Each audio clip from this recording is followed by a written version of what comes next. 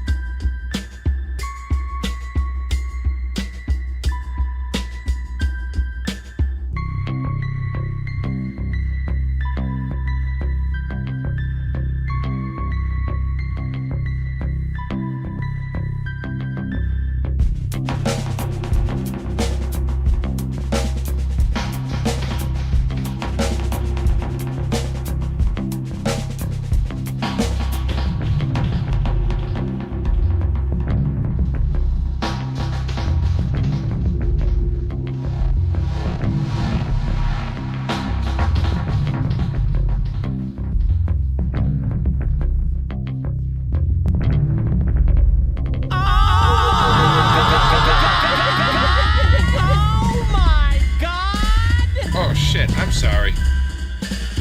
Oh my god! Oh my god! Oh shit, I'm sorry.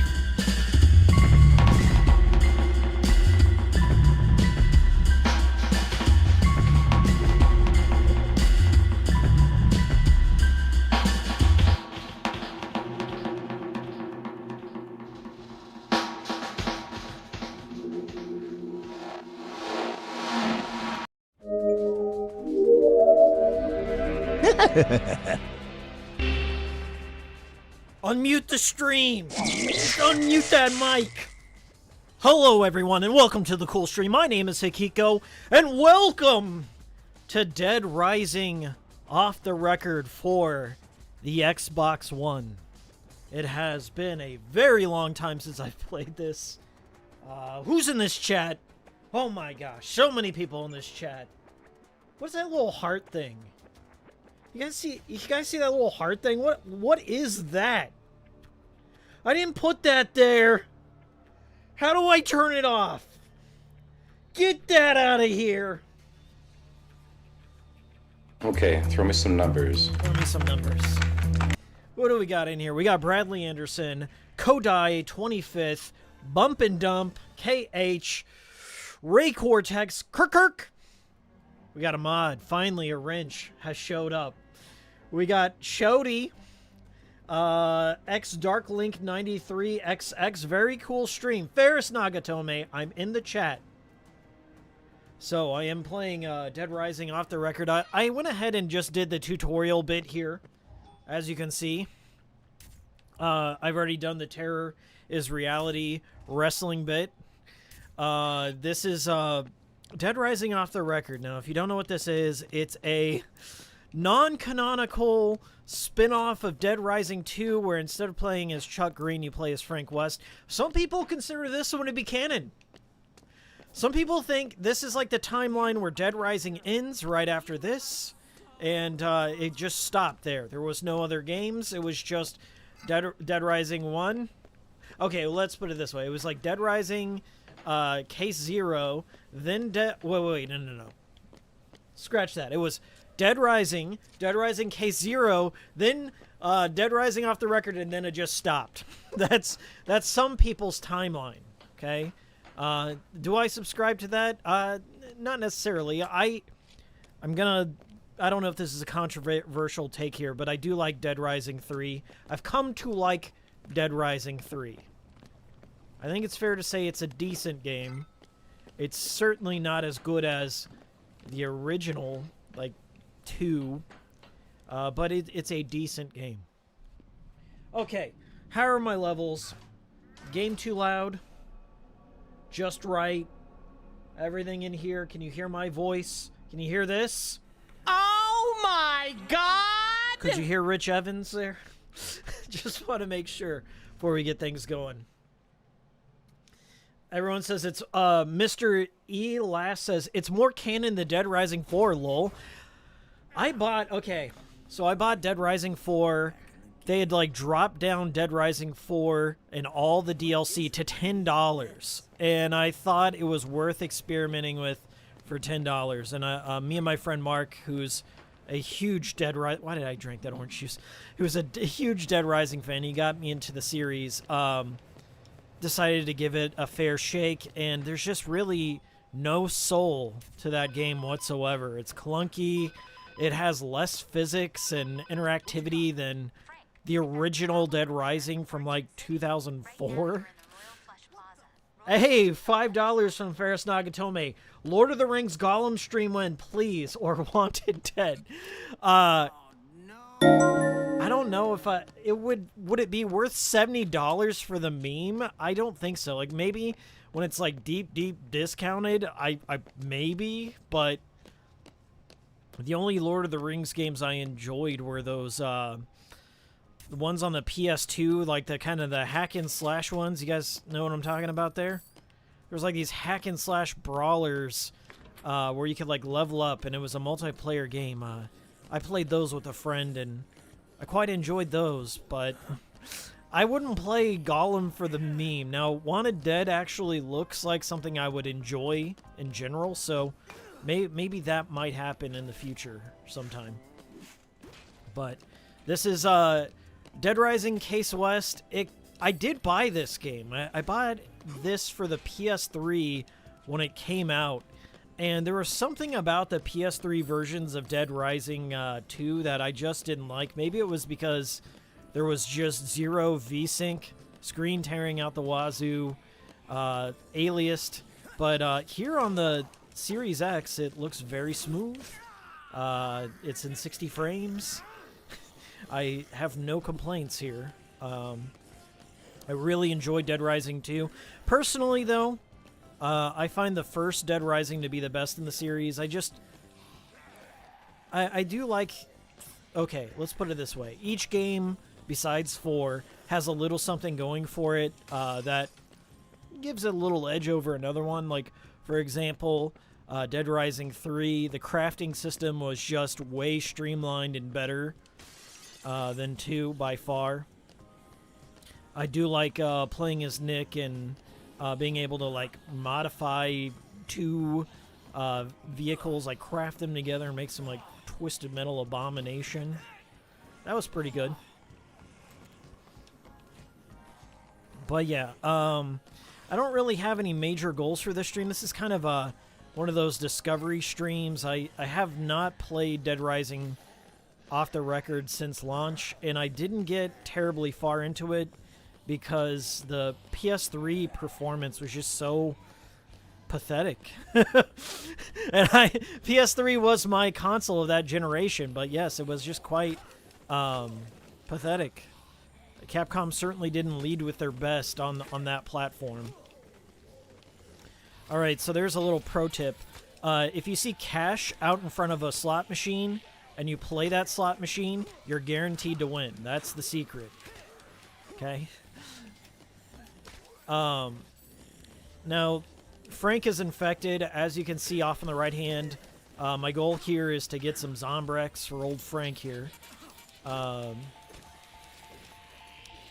It's just like, this is essentially the same game. It starts a little bit differently. Like, there are some differences between Dead Rising 2, but I would say format-wise, it's largely the same, except Frank has all of his abilities from Dead Rising 1. He can take photos, for example. And it's funny. Like, the intro's really good. It's kind of like the rise and fall of Frank West, and I always like a fall from grace kind of story.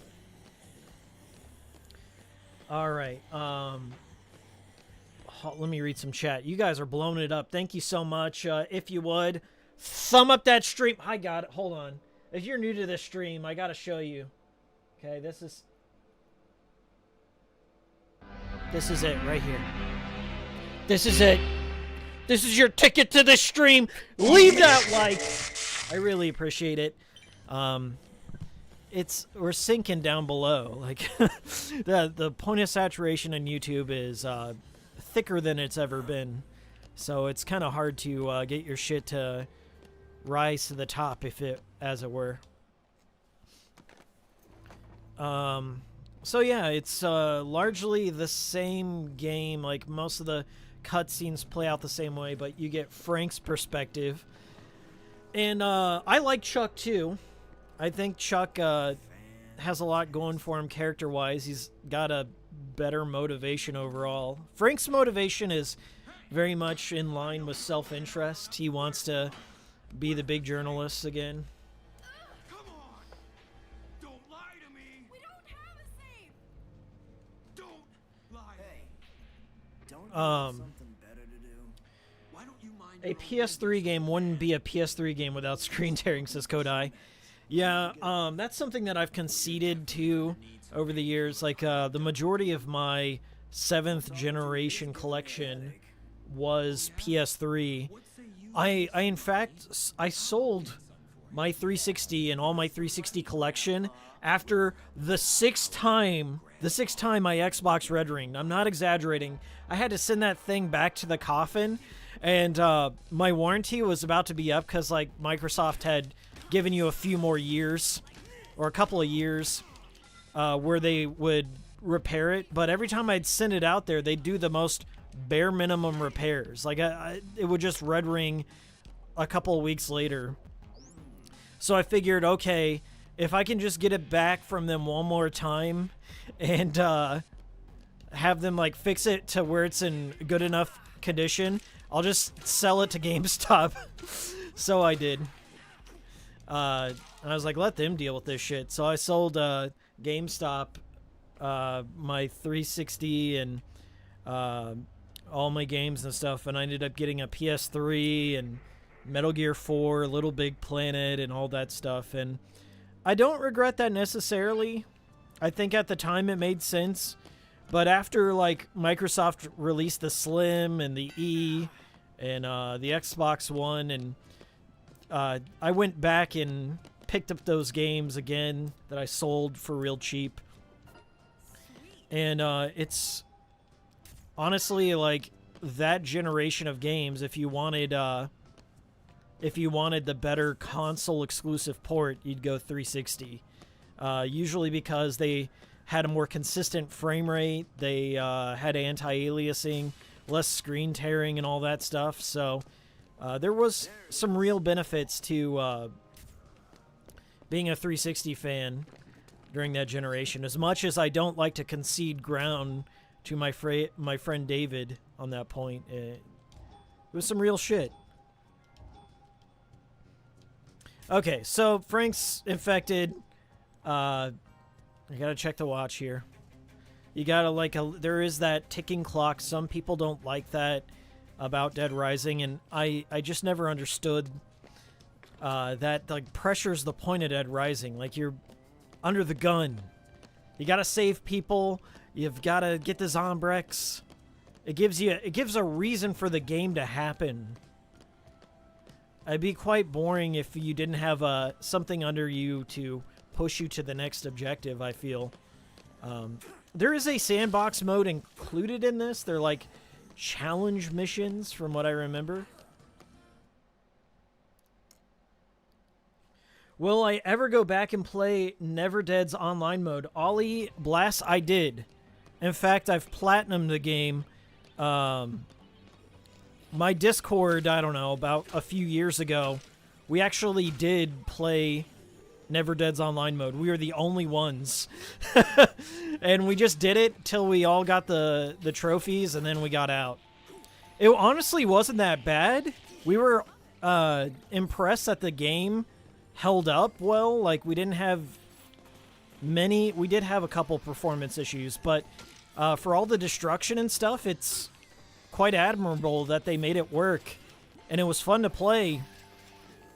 But the game just never had a chance to build an online community, so almost nobody's played that online mode, unfortunately.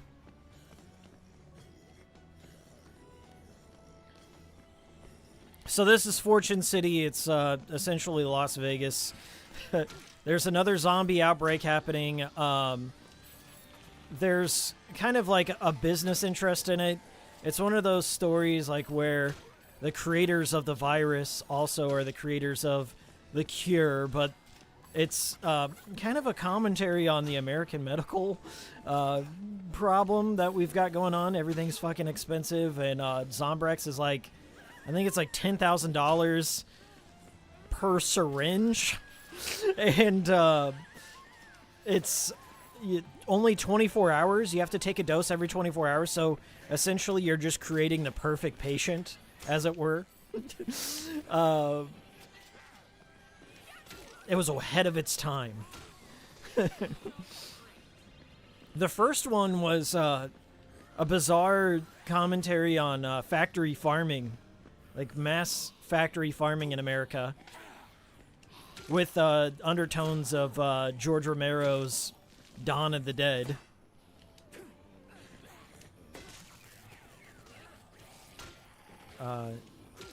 Dead Rising, although it's like, you know, a satire, it's good satire. It works well. It kind of also came out like under the shadow of the war on terror too. Like there's a lot of jokes about patriotism and freedom, the war on terror, terrorists in general. Oh my god, love the AI. Drink that coffee. Let's go. That did nothing for Denise. Okay, so we're gonna go on this conveyor belt, and I got some orange juice. Thank you, Denise. Here. Denise, no! Denise, no! Denise, come on, get your orange juice. You need your vitamin C. I was reading some GameFAQs threads, and they said the AI was all jacked up even more so in these quote-unquote HD ports, or remasters, if you want to call them that. And there was some store-exclusive DLC that if you have the PC version, you can access by just changing some values in the game's code. But I guess those are all the DLC is not included on the console versions, which sucks. Listen, you guys know me. I'm not a fan of no content or like missing content in general. But for Off the Record, this is a digital-only game unless you get the 360 or PS3 version. And I believe there exists a PC disc of this, but it's not the quote-unquote remastered version. The remastered version's digital-only, unfortunately. I always felt it was weird, too, because Dead Rising 2 is essentially 4 games. Unless I'm forgetting one, but it's like Dead Rising 2, Case Zero, Case West, and then Off the Record. and you only get one of those on disc. And I'm really surprised Capcom hasn't delisted Case Zero and Case West. Those are 360 exclusives or Xbox exclusives in general, digital only. All right, let's check our watch here. I gotta set that. I think I just have to go back to. I just have to go back to the hideout. I don't think I'm gonna get one of those savior achievements on this one because I'm just kind of feeling it out. Frank is absurdly slow at the moment. The game isn't really like this way, and unless you're like low level. I do really like the progression of Dead Rising. The game does get easier when you level up, but it kind of starts off slow and plotting like a survival horror. You have to watch your health. You have to, you know, keep an eye on your survivors and all that stuff. It starts off like a decent horror game at first, and then it just becomes like a wacky comedy near the end when you have all the combo cards and you have all the levels and all the perks, all the wrestling moves and shit. They really leaned into that wrestling stuff too for Dead Rising 2. Like Frank, when I looked at Frank, he's buff as shit in this. Getting that money. Let's go.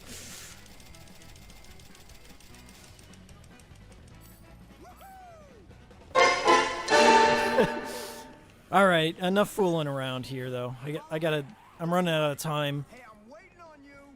I don't understand why Frank needs to go to the safe house to take his Zombrex, or does it just automatically take it whenever the timer expires? Come on, Denise.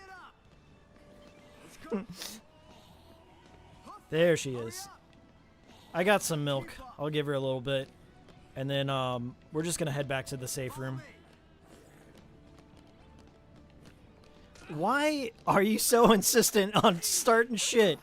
Come on, Denise. Okay. This is the most useful tool in the game. It's called pointing, essentially. Like, you can paint a spot on the wall and tell the survivor to stand there, and that is extremely useful because the survivor AI in all the games is just so inconsistent and bad.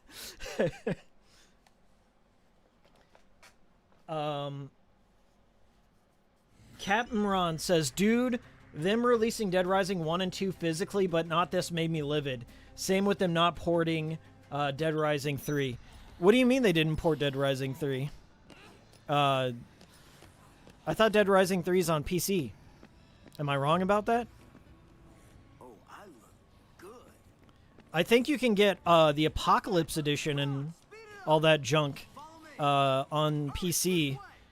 I have the Apocalypse Edition here on Xbox Series. The DLC, except for like the retro Capcom stuff, is pathetic though. Dead Rising 3 ultimately is a fun game.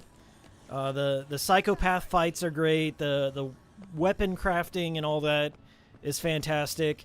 But the DLC is just an afterthought. I believe it was Capcom Vancouver, the late Capcom Vancouver, mind you. They had just made the base game, and then Microsoft pressured them to make additional episodes.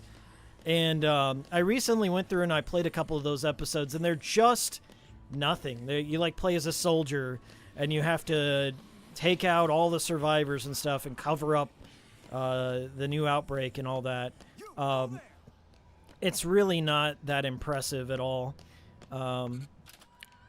You can tell, like, Dead Rising 3 at some point there was that creep of Microsoft, and this is like Microsoft at their worst, the Don Matrick era. There's a lot of overreach from Microsoft in Dead Rising 3, but I would say ultimately it's a fun game. And the psychopath boss fights in that one are just so crass and unforgettable. I really love the food buffet boss fight. That one was fantastic.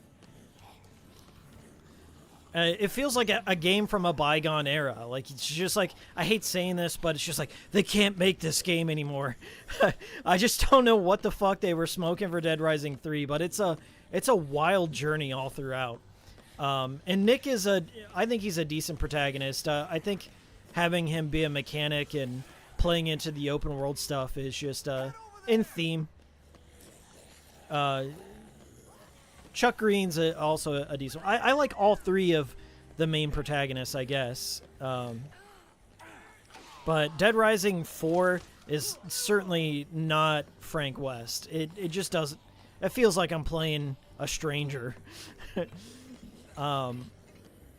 There's some funny stuff in Dead Rising 4, like they make a lot of Capcom references, and there's some like silly go-karting nonsense that, you know, gave me a little chuckle, but it just felt flat. Like, there's... The best way I can describe it is like Dead Rising 4 feels like a made-for-TV movie. It doesn't feel like a soulful Dead Rising. It just feels like a soulless Dead Rising made-for-TV movie, which they have made those, by the way. Those are things that exist. I have not watched them. I believe those were what was Sony's thing, Crackle. Those were Crackle exclusive movies. So I did not watch them. Is Crackle even still around? Come on! Come on! Get over there! Oh, they removed some music from the Dead Rising remasters. That sucks. Mic feed is out? My mic? Oh, my mic? How's that? Is my mic still freaking out? Sorry. I didn't see that. Is it better? Is it worse? Never mind. I don't want to know. Well, I wasn't just... Oh, Kirk says my mic is fine. It was my speakers. Okay. So, I hate that shit. When you're streaming, and then you're just like, oh no! Have I been muted this whole time? That's the worst feeling. That is the worst. Getting the achievement for saving 50 people in Dead Rising 1 was hell. The AI for the survivors is trash. I did it way back in the day. I think I did it again when I played through the remaster. It's not something that's good by any stretch, like having to save all the survivors. It's something you get used to. There are some survivors in that game that just have worse AI than others. Like, some of them are designed to be more spooked by the zombies, so they'll start running off or freaking out, or a couple of the survivors you have to give a piggyback to, and some will, like, start attacking you, and you can't kill them. You just have to kind of, like, beat them up a little bit. But it was interesting. They tried to keep it in line with a real zombie outbreak scenario. Like, not everyone's going to be compliant, I guess. Some people will freak out. So, hey, $5 from J-Spot. Thank you so much. Hot damn, what a Father's Day gift. What a cool stream. Happy Father's Day, my man. And to all you daddies out there. I'm happy I could provide the entertainment for today. I was going to stream yesterday that Grimace game, but I felt... I don't know. I just didn't feel like doing it. I had other things going on, and I just needed a little me time. I actually used that time yesterday to play the Final Fantasy 16 demo. I'm still gonna get it. The game itself was a little weird at first. It took me some settling in to kind of dig what they were going for. Obviously, 16 is inspired by Game of Thrones, but I also felt a lot of inspiration coming from Final Fantasy Type 0. a more mature Final Fantasy for sure. Like, it felt kind of like Nier. They were throwing out some F-bombs, and it was certainly bloody, and I was not expecting the level of gore and all that in the fight. Like, they are no holds barred, and I think they realized that this is going to appeal to a smaller audience than Final Fantasy 15 did. I can just inject the Zombrex? Okay, I can just inject the Zombrex. I guess that works there. Now we gotta start the case. How do we start the case? Okay. Nothing to do but wait now. Stacy will call me if report, so I gotta kind of hang out with Stacy till the next case starts. But Final Fantasy 16 is, as I said, I wasn't digging it at first. I'm like really not a huge medieval Final Fantasy game unless we're talking about 9. But after I played through that 2-hour demo, it was a decent-sized demo. It's the prologue of the game, and it does carry over into the main game. So I was, by the end, it had me hooked. And it kind of got me emotional, too, even though I, was only in it for 2 hours. There's some high stakes and really terrible things that happen. It kind of ends on a really bummer note, and I appreciated that. You just don't see mainline Final Fantasy games taking risks anymore like that. It's sad that like Final Fantasy 16 is competing with Final Fantasy 7 Remake Part 2. I don't know. It felt kind of shitty for Square to put that in front of the release of 16, like during the Summer Games Fest or whatever. I think there should be I'm not a world-class marketer, obviously, but I feel that Square should be really pushing this one, and I think the demo's certainly helping. Like, the Final Fantasy fans are so splintered. They're awful people to talk to. They're awful people to talk to because they're never happy, and because Final Fantasy, like, each entry is so different and distinct that everyone has a favorite. There's like so many different, layers of fan bases within Final Fantasy alone that everyone has their own preconceived notion of what Final Fantasy should be. And I guess you're just not, when you have an audience that old, I mean, Final Fantasy just is, 35 years old or so? When you have, like, an audience that is built of multi-generations, and each individual game is so unique on its own, that it's just hard to please everyone. So, yeah, I'm glad I played the demo, because I don't think just the marketing itself isn't enough to convince me. I gotta get in and try it out. And I'm always happy when companies are, putting their games out there for you to try before you buy. I don't know what it is, but it just feels like that's a lost art. Hey, how's it going, Rumple Foreskin? We just gotta wait it out, so this is a good time to read chat. Konbanwa. I love Anne Frank. What's right? Does it even feel like a Final Fantasy at this point? I don't know. How do you even judge what it is? Like, everyone that I talk to within this Final Fantasy community for 15, hey, Ferris Nagatomi with the $10. I'll come back to that point. Thank you so much, Ferris. I turned my buddy who just bought a Series S onto your stuff. I convinced him by clipping that part of the Yoshiki Okamoto essay where you mentioned the Chun-Li cosplayer. If you know, you know. Yeah. Speaking of Chun-Li has a cameo in this game in one of the weirdest ways. I'll have to point that out. So as I was saying about Final Fantasy 15, there are a lot of people that hate that game because it was broken at launch. And I take my time when I play Final Fantasy. It's like not something I rush through. It's kind of like one of those games that I'll just do a few missions at a time and just do a lot of exploring. And it took me a solid year to beat Final Fantasy 15, maybe like a year and a half. And by that time, like all the bug fixes were coming out, the Royal Edition and all that. So by the time I'd finished, it became like a really good game.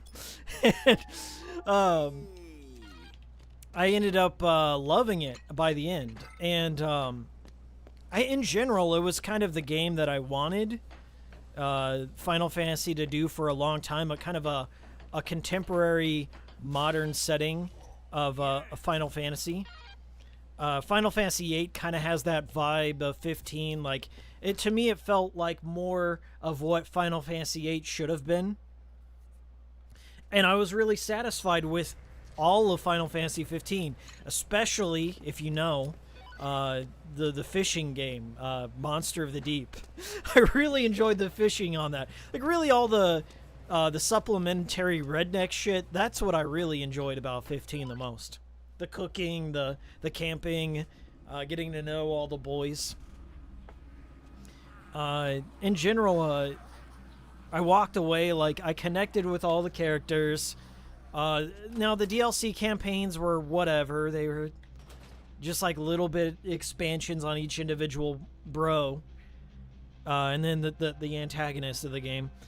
And I know they canceled, like, a big chunk of DLC. Like, they were going to add some more and all that. So the story isn't entirely complete in terms of narrative through the main game itself, but they did like make a novel that you can read if you want to get some of the other details in there. So I didn't find it as terrible as people made it out to be, and I just had a lot of fun with it. Like, to me, story is never the end-all be-all when it comes to a video game. It's nice to have. I don't place it as like the highest importance in terms of what I look for in a game. And I felt 15 was just like a series of nice little moments, and there's some fun boss fights, and it's a really creepy game too. And I felt that way when I played it in VR. You don't realize like how big the scale is of some of these monsters are until you play it in VR. And I kind of wanted more of that. We're going to rescue Lashondra here. Hey, what's up? I'm going to keep her on my team.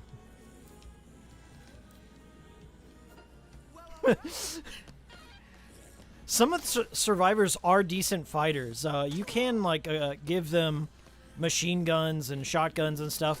And I believe they have unlimited ammo, if I recall correctly. So that's always fun.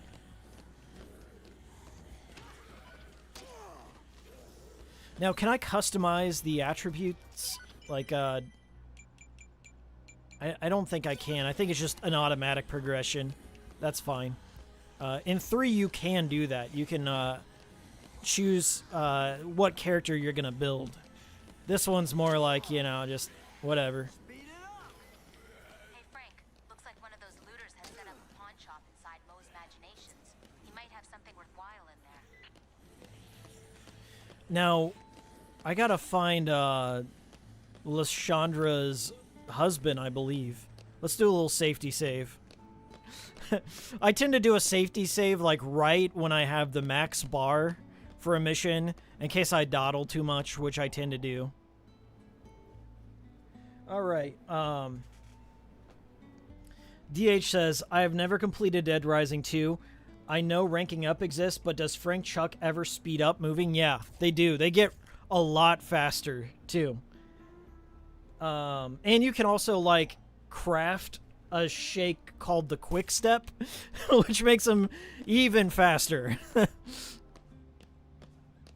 Lashandra is going to be my backup for sure. Okay, so that's the main. No one to fold him. So we got a gambling man here. And then we've got one man's trash, the looter. We are closer to this one, so we're just going to set that as the marker. The arrow up top always reminded me of Crazy Taxi.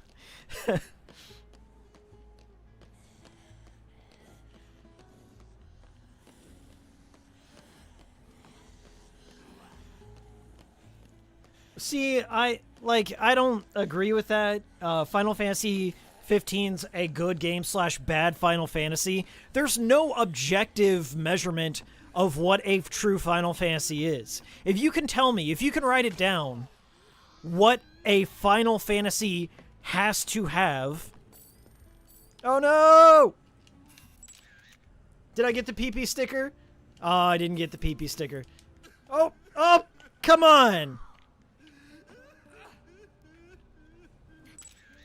So the way you take photos in this one, it requires 3 button presses. So it's a bit weird. I say that as I'm wearing a crop top. Oh well. Good stuff. You only have to get, I think, 75 of them. So we got a new combo card. Here, take this. There we go. I like to keep the survivors with me for the psychopath fights. It's just nice to have some backup. And yet you defend Nier. What are you talking about? Nier's like one of the greatest games ever made. I will not have that. I will not have any Nier do-wells in my chat. I mean, the first Nier, I'm not a fan of Drakengard. I'll give you that. I don't see the hype in Drakengard at all, but I love Nier. Nier's probably got my favorite soundtrack. One of the most emotional stories. Everything is dank and depressed in Nier. I like the characters a lot, and I think I do. My thing is the same reason I like Final Fantasy 15. I think it just has a good supporting cast, and a lot of good subversive things that happen if you play through it a couple of times. Blasphemy.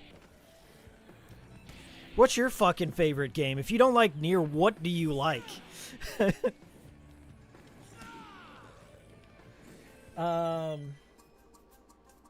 Not you, Hiki. You gotta admit the combat is not very good. Well, I don't care. I mean, like, consider the era it came out. And, like, that's kind of... I don't know. It's not the worst... It's certainly, like, not the most polished combat. Like, it's not on the same level as Automata, but...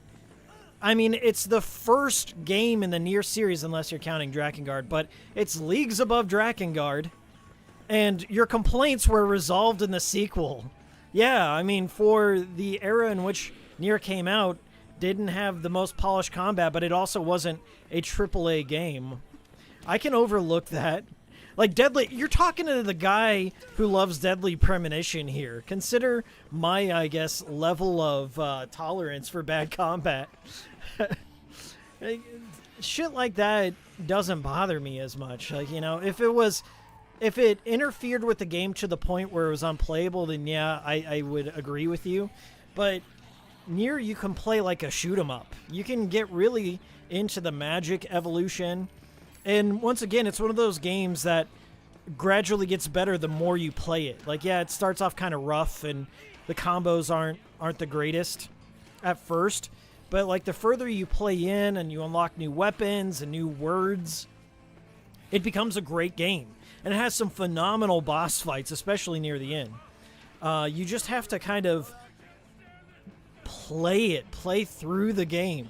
See what it has to offer. Figure out why Like, if you don't like a certain weapon or how it plays, try different ones. Like, I don't know. I just, dude, I just can't get behind that. I'm just not going to agree with you. We're just going to have to part ways on Nier opinions. I'm not going to give any ground.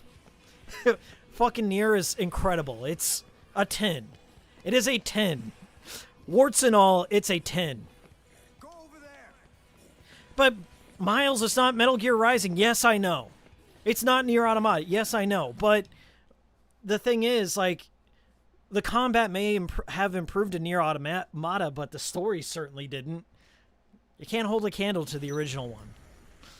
Just can't. Sorry. That was my video essay on Nier.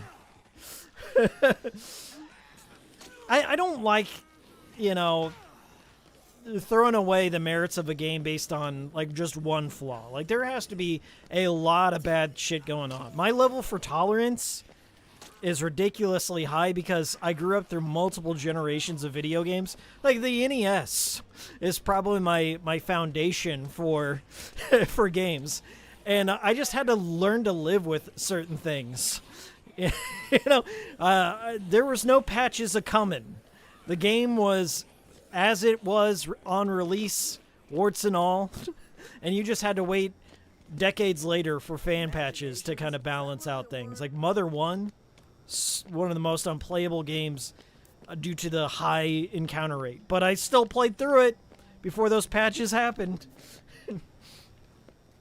Deadly Premonition, one of my favorite games of all time. I will not, you know, excuse the combat, but, you know, the developer didn't want to put it in there in the first place, but I still love it.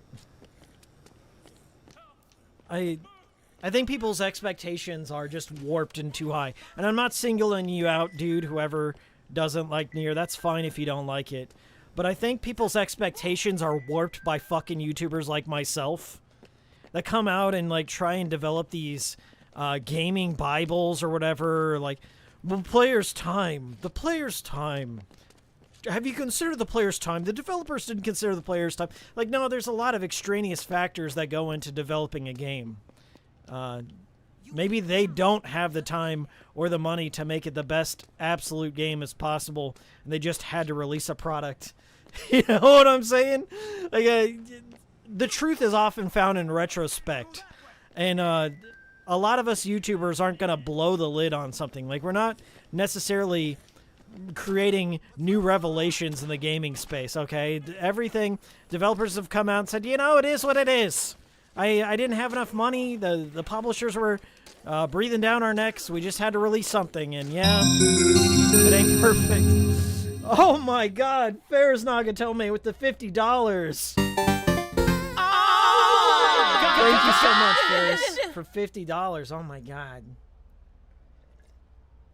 Let's give it some space here. Let's breathe into this. Final Fantasy Versus 13 would have been amazing. At least Kingdom Hearts 4 seemed to be using scrapped concepts of it. So Final Fantasy now has characters who fuck 16 over 7 remake. Did you see that amazing FF9 Unreal demo? The name of it is Memoria Project. Yes, I did. Okay, there's a lot to unpack there. I can't say for certain that Versus 13 would have been the perfect game. I gotta be honest with you. I like more of Hajime Tabata's games than I do Nomura's games. Just in general. I'm not a huge Kingdom Hearts fan, and I know that's blasphemy in some circles. But my friend David and I have kind of come to the same opinion. We don't really like the combat, and the stories just feel like fan service.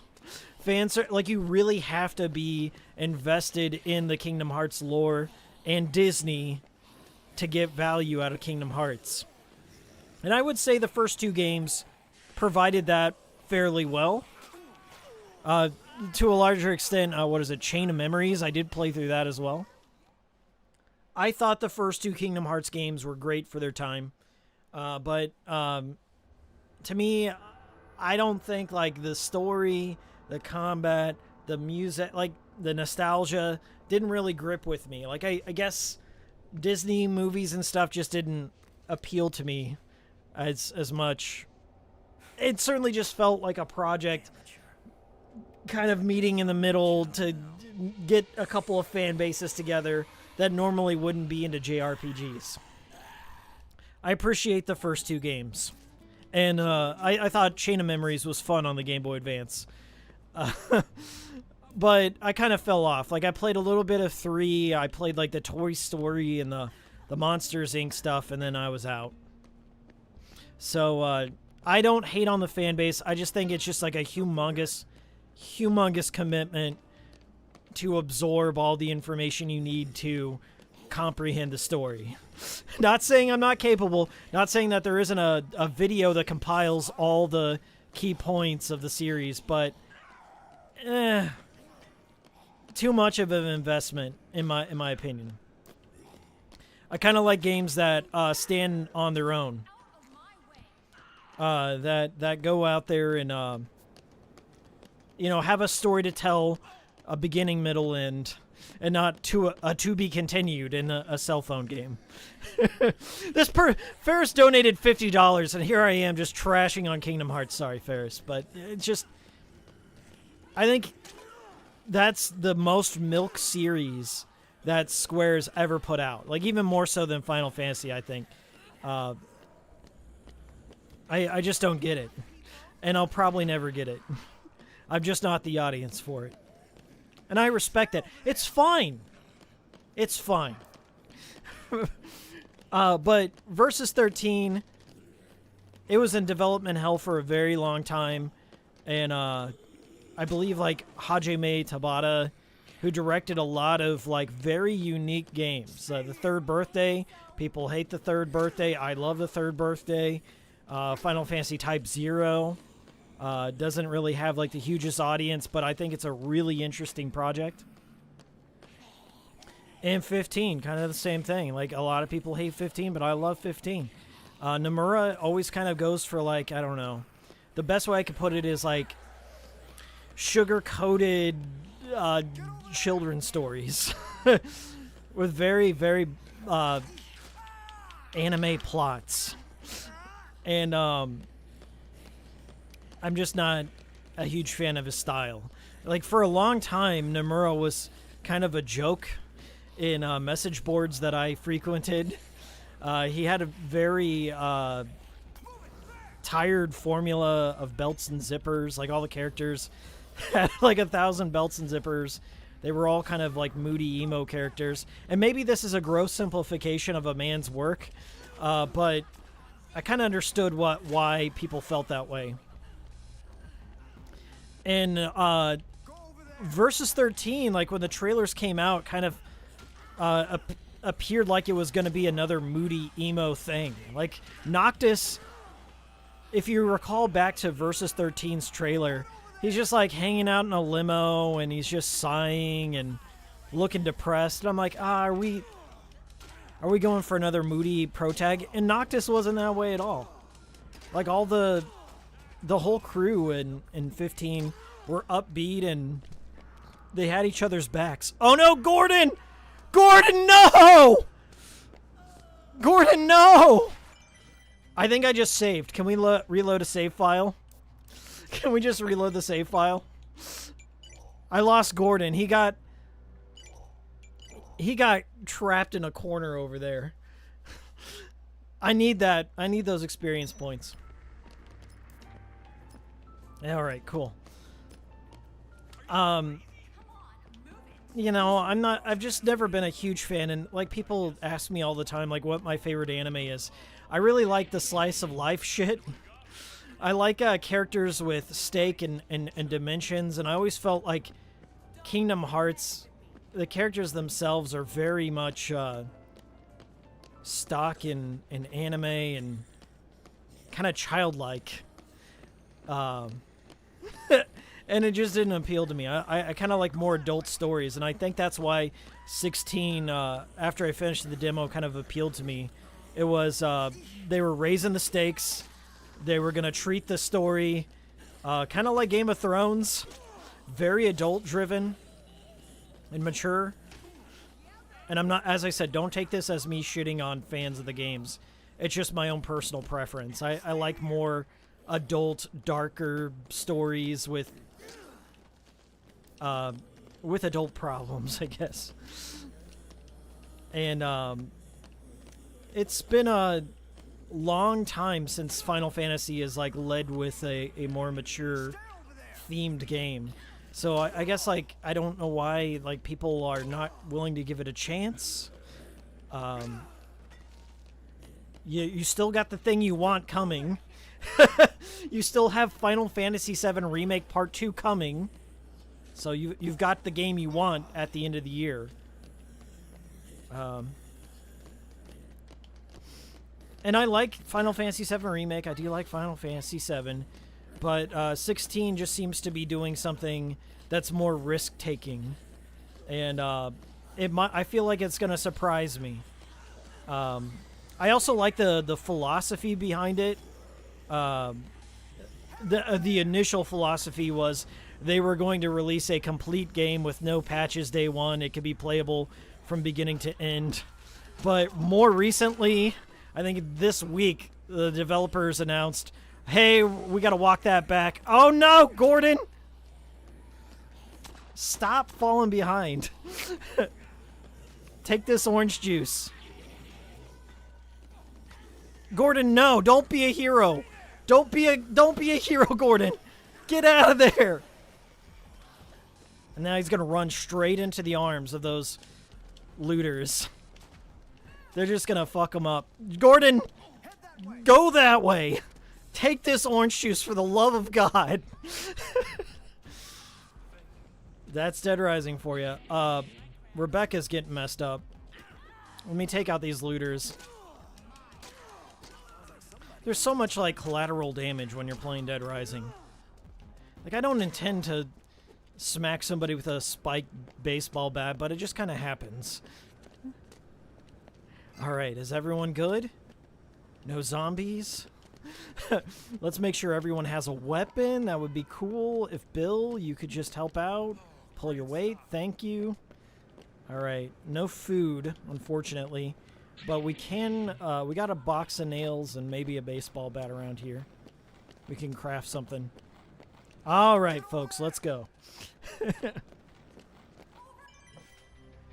When was the last time? Tactics? Since what? Since like a more mature story? I think it was like Type 0 would be the like, more bloody stuff. But yes, Tactics is another game I love a lot. The original Tactics. I can't speak for War of the Lions. I haven't beat that, but I beat the original Tactics like 7 times. And even still, that didn't feel necessarily like a AAA game. But this is a numbered title, so it is kind of a big deal that they're leading with a mature-rated game like this.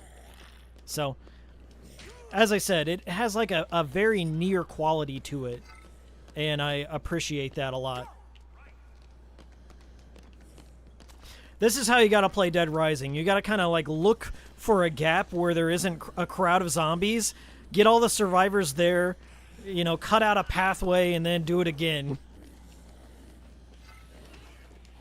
Guys, we got a glitch. We encountered a glitch. Okay. I couldn't swing the weapon.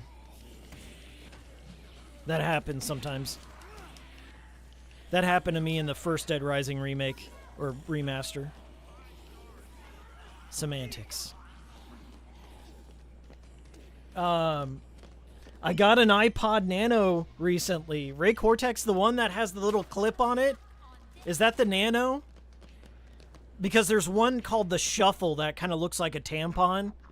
I had one of those. I found an iPod Shuffle when I was in high school. It was just on the ground somewhere. And it only had like 512 megabytes of space, and it looked like a tampon. Look up the iPod Shuffle. You'll know what I'm talking about. I had one of those, and I think I had just like a regular 4 gigabyte iPod. My friend Mark had like one of those big thick boys that had like a little hard drive in it. Man, that takes me back. And the Zune too. The Zune was shouted out in Guardians of the Galaxy. I always like the interface. I like music interfaces like that, but there's kind of no point in having one of those dedicated music players when you got phones nowadays. My phone has like a dedicated sound processor in it. It was like one of the last of its kind. That if you use a 3.5 millimeter like wired headphones, the sound processor produces like the highest quality sound you can get out of a phone. It's called like the Quad DAC. Look it up, Quad DAC. That's what my phone has. And yeah, I've been listening to a lot of music on wired headphones, not just Bluetooth. Bradley says, hey Hikiko, thoughts on Mark going back to make CGR video game reviews? If you want me to rant about that, I'm gonna need a super chat because that's a big rant. They didn't teach me that in journalism school. That's a big rant. I got some feelings on it. For sure. I got some feelings on it, and I don't know that everyone knows what Classic Game Room is. I certainly do. It was one of the first channels I followed on YouTube, quite frankly. Well, this just gets Nobody remembers the Zen Vision. I've never heard of it, Ryder. Looks like someone didn't like the show much. The Zune is making a comeback. LOL, Microsoft were giving away some old stock as a prize a couple of months ago. Yeah, Rumple Foreskin. I believe that was for the Guardians of the Galaxy movie. they didn't want us. So yeah, that's why that went down. Okay, I need to heal up this crew. We're in some bad shape. My crew's all busted up. So we're gonna give let's see here. Gordon especially. Gordon's just a terrible fighter. I'll give him back his axe. Lashandra's holding her own. Bill, I don't know. I haven't been paying attention to Bill, but let's go. Okay, so, help the men in the knife store. 2 men are in Shanks. 1 is fighting the other. Let's, head back to the hideout. I'm wondering, yeah, I'm gonna set the waypoint back to the security room just because, I want to dump off my crew. I just don't think all of them are ready. Like, Gordon is gonna die again if I don't.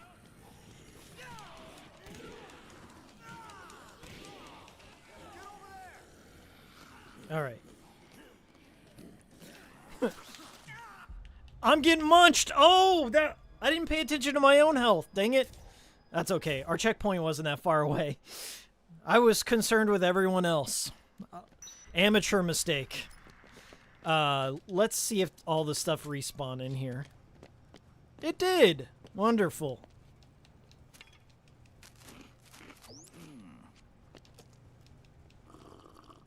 There we go. Dude, Zap Brannigan, good work, team. Coffee creamers all around.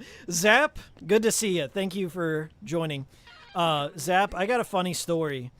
When I was in college, I was like working on one of the biggest projects of my life. It was, they call them, well, not an end cap, a capstone. If you go to college and you're about to like enter your senior year of college, chances are you're gonna do a capstone like project. Anyway, I was doing my capstone and I was like fucking chugging energy drinks, chugging coffee, doing all the stuff I probably shouldn't. It's probably taken years off of my life, but I remember I went to this gas station and I was just like in a hurry because I had to get back to class or whatever. I was gonna miss a class, so I just like filled up my cup with like some random what I thought was like a vanilla latte, and I just filled it to the brim. And I get back and I chug it, and it's like the sweetest drink I've ever had in my life, and I didn't understand why. I'd filled the whole fucking thing with coffee creamer. Like thousands of calories worth of whole coffee creamer. And I recall I was at my college, I went to the class, and then after my class was done, I passed out. I like found a couch and I passed out for like 5 hours. I had like a diabetic coma or some shit. It was bad. I never made that mistake again. I had filled the whole cup with coffee creamer, and I was like, man, this tastes kind of funky. And I drank it. That shit will just make you pass out. Gordon, no! Gordon, no. Golly. How do I load that last checkpoint? Where was it again? We gotta... Where was that to, There we go. It's under quit. Interesting. Yeah, that was, I will never make that mistake again. Because I felt... It just, like, came over me. Like, I've eaten a lot of junk food before. And, you know, gotten tired or just had a lot of sugar. But nothing on that level. And I was in terrible shape. When I was in college, I was super fat. Because I was just stressed all the time. I would say my college years were some of the worst years of my life. I was just constantly stressed. Like all of our teachers, I was going into education. I wanted to be a teacher, and I was a teacher for. That's a little bit of Hikiko lore there, but I was a teacher for a point in time, and that was like the most stressful career. Because when I was in college, all my professors, they constantly told this one joke, and it was never funny. When you go into education, you want to be a teacher in America, you'll hear this from teachers that think they're being clever. This is something that they should never say, by the way. Like, they should never say it to people wanting to become teachers. You're not in it for the money. You're not in it for the money. Ha ha ha. They fucking say that all the time, and you should never say that to somebody, like, going for their dreams that just are barely getting by. Like, when I was a teacher, I made, like, no money. In fact, I had to do, like, 2 internships. Unpaid internships. 3 unpaid internships. It was 3. I made 0 money. I was paying for college. I also had a full-time job on top of doing all that shit. It was miserable. And when, like, your professors are, like, talking about how you're gonna make 0 money and you're gonna work overtime and all that shit, it's not funny. In fact, it's quite the opposite of funny at that time in your life. You're like, you feel like death. So if you're a teacher out there, pretend you didn't hear that last bit. Or just pretend, you know, if you want to be a teacher, I am going to scare you out of it. Don't become a teacher in America. One of the, like, most underpaid, underappreciated jobs, and everyone knows it. And I guess in a respect, I should have listened. I should have listened and realized what was waiting for me at the end of the tunnel. It wasn't good. I mean, there were things I liked about it, but it wasn't a livable kind of job. Like, I honestly think that a lot of teachers starting out have rich parents if they're gonna stick it around. Like, they have to have somebody bankrolling them. I didn't have that, unfortunately, so it wasn't as enjoyable. Just you know, ask your teachers, like, you know, who paid for their college. See how many of them said mom and dad. Anyways, that's a long rant in itself. Alright, so we got everyone regrouped here. I'm gonna make sure everyone's healthy. There's an achievement for getting a survivor drunk, which feels kind of weird.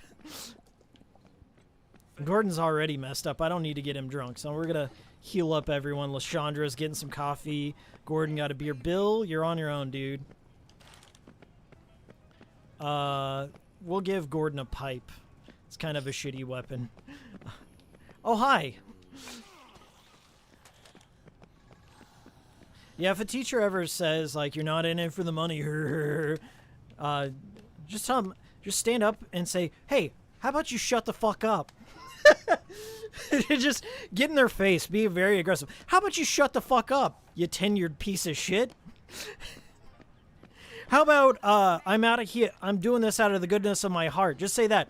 You're doing this out of the goodness, just say, keep going, you know? Don't give up. If you want to do it, don't give up on your dreams. You know, try and make it sound a lot better than that. Sour grapes, folks. Sour grapes. Hey, world-renowned Geohound with the 199. Also, you're one of my favorite stream layouts. Here, thank you so much. I'm glad when somebody comments on the stream layout. That doesn't happen often. That's for y'all. I got a surprise for you guys. Did you know? I was going to surprise you. This is also a surprise for myself. This is a surprise for myself. I got some chips. We got the return of the cool stream snacks, okay? Y'all know when I stream, I get really sweaty and hungry. My girlfriend bought me these like a month ago. They're roasted cumin lamb skewer flavor. These are lamb flavored potato chips, so they're gonna taste like a gyro. And I love gyros. So we're gonna dive in some ASMR. Oh my god.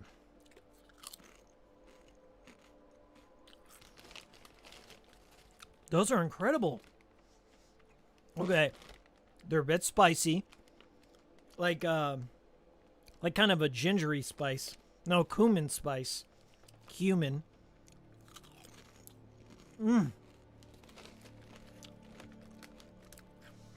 They do taste like roasted lamb. Savory, delicious. That's getting a thumbs up from me. Oh my god, that's like some of the best Lay's chips. Now, I've tried a lot of Lay's chips in my day, but instantly that became one of my favorites. Oh my god. I could eat a whole... You guys don't understand. I could polish off like a whole big bag of those if you let me. I don't eat chips often. They are a treat for me. They are a stream exclusive snack. I kind of watch my diet, yada yada yada, but I love chips, goddamn. I recently watched that corporate propaganda documentary, quote unquote documentary, Flamin' Hot, about the creation of the Flamin' Hot Cheetos. It's on Hulu right now. It's an okay movie in general, but it's just like so Deus Ex Machina, like where everything, you know, fate just kicks in. There's no real logical progression for things. Just like he just so happened to be in the right place at the right time, and then he got inspiration from eating something with tahini on it.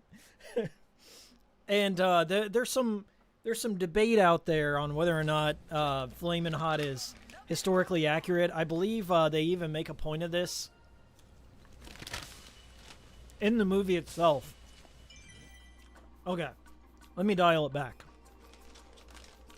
Flamin' Hot is one of those biopics about the creation of Flamin' Hot Cheetos. And this guy, who was a janitor for Frito-Lay, notices a gap in the market. He's like, there's nothing here for us, Holmes. That's basically how he pitched the whole thing. He's just like, there's nothing. There's an untapped Hispanic market. And I guess at the time, Frito-Lay was also, like in Chicago, developing their own Flamin' Hot Cheeto. So I thought they were going to frame it like a ticking clock scenario. You know what I'm saying? Like, there would be the Chicago team developing their formula. and then there was going to be the janitor developing his formula, and like he was going to beat them to the punch. That just doesn't happen. Essentially, I guess the Chicago Frito-Lay scientist just couldn't nail the taste that people liked, and then the janitor kind of got together like some guerrilla marketing. Like he had his friends pimp out the new thing, like just put Cheetos in everyone's hands. Like, yeah, of course it doesn't go off the shelves at first, but then like word of mouth spreads, and then that's flaming hot. I would say it was really charming. I like the cast. There's really no stakes. There's no like threat of impending failure. It's just kind of a rags to riches tale. Everyone's likable except his boss. And it ends exactly how you think. Like, you can telegraph this entire story from beginning to end. It follows all the beats. You know, he had a troubled past. He's trying to turn it around because he has a kid, and then he uses the esoteric knowledge of his people to make the best tasting Cheeto.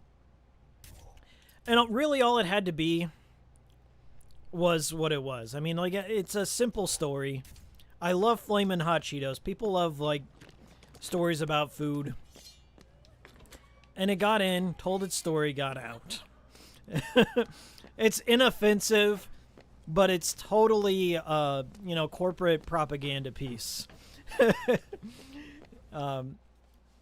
There was really no big turning point. There was, like, really no life or death scenario. It's just like, well, this guy is rising through the ranks, making friends, and then he just came up with a delicious tasting snack.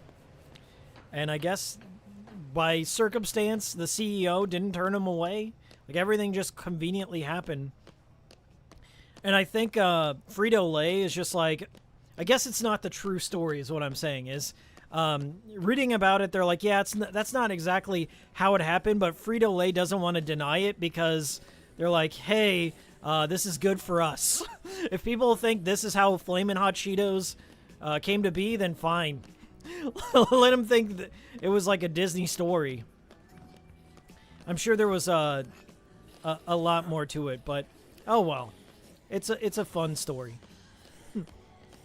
Have I seen the Tetris movie yet? It's on my watch list. That's another one of those things. Like I heard it's very sensationalized.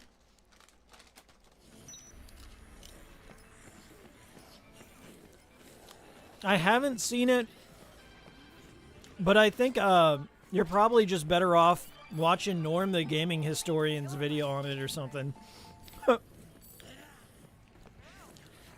I can't even think of, like, I guess the only biopic that I really enjoy. Because at a certain point, you have to realize a lot of biopics are just BS.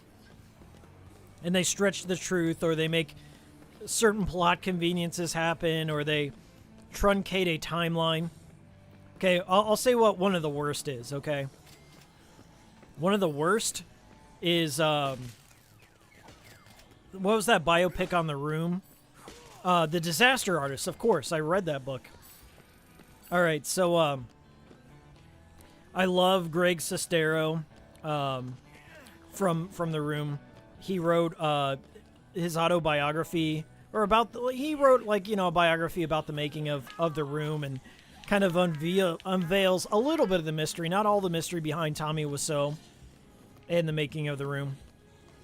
And the way he writes is just so, like, tongue-in-cheek and fun. And I probably read The Disaster Artist twice when it came out. I read it once, and then after you get all the framework, you go back and you read it again, and it just becomes better. And Greg, I think he put his heart and soul into it. And then James Franco and Seth Rogen came in and decided to put their stamp on a story that was already funny. And it was bad. Like, I walked away thinking, like, oh my god, this is a vanity project. They're not really telling the full events here. And they just wanted to remake The Room for no reason. the most interesting stuff about The Room are the behind-the-scenes story. And, I thought the casting was off. I think, James Franco's brother plays Greg in it. He looks nothing like Greg. He doesn't have, like, the same mannerisms at all. And, James Franco, I think, does an okay Tommy impression, but they just focused on remaking the same movie, like shot for shot, trying to remake The Room. Instead of like, you know, there's so much to Tommy Wiseau that's interesting. There's a lot to work with. Like, where did he come from? What is he? What are his motivations? Why did Greg go along with it? That sort of stuff. And that's what I was looking for in that movie, but it was just kind of a James Franco vanity project. And okay, one of the worst things about that movie was I think it won an Academy Award, and Tommy, this is the only chance in the world that Tommy Wiseau was going to get to appear at the Academy Awards. Never going to happen again, unfortunately. And James Franco won the Academy Award for The Disaster Artist. And so Tommy goes on the stage, and Tommy wanted to say something. Like, Tommy goes up to... Tommy goes up to the microphone, and James pushes him away. Pushes away his only chance. Like, James Franco owed everything to fucking Tommy Wiseau and Greg Sestero, and he pushes Tommy away. And at that point, I'm like, that's unforgivable. Like, at that point, I knew it was all about, James Franco's ego rather than respecting how he got there. Anyway, yeah, I kind of got a little sour grapes from that. But on the flip side, the best biopic movie I enjoy is The Founder. the story of Ray Kroc with Michael Keaton. If you haven't seen The Founder, out of all the corporate propaganda pieces, that one's the best.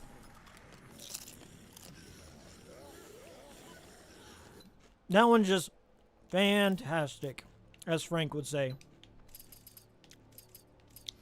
Okay. That is... Take a break. That's Royal... I know there's a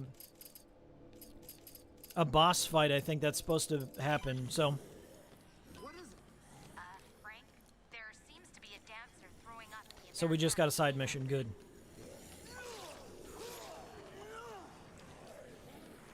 So we're gonna do Luscious Lady. The Dewey Cox story is excellent. Zap Brannigan, yeah, that is excellent. Walk Hard. That is a true biopic if there ever was one. Zap Brannigan, The Disaster Artist, is maybe your favorite book? Hell yeah. I met Greg Sestero. He came to my town and he was showing off his movie and in The Room and talking about The Disaster Artist. He was a really nice guy. He's humble. He knows kind of he belongs to a cult audience, if you will. There are some actors that are just beloved by a cult audience, and that's okay. And he recognizes it. He doesn't have that, resentful feeling. Like, when I go to a lot of conventions, you just kind of get that vibe from certain celebrities that, their time's over, or they never became what they wanted to be, and they kind of resent their fan base. But I didn't get that vibe from Greg. I think he's a nice guy, and very appreciative of his infamy, I guess. Kodai 25th. Does anyone know if there's a reason why Lays have different names in other countries? In Mexico, they're called Sabritas? I didn't know that. I thought they were Lays everywhere.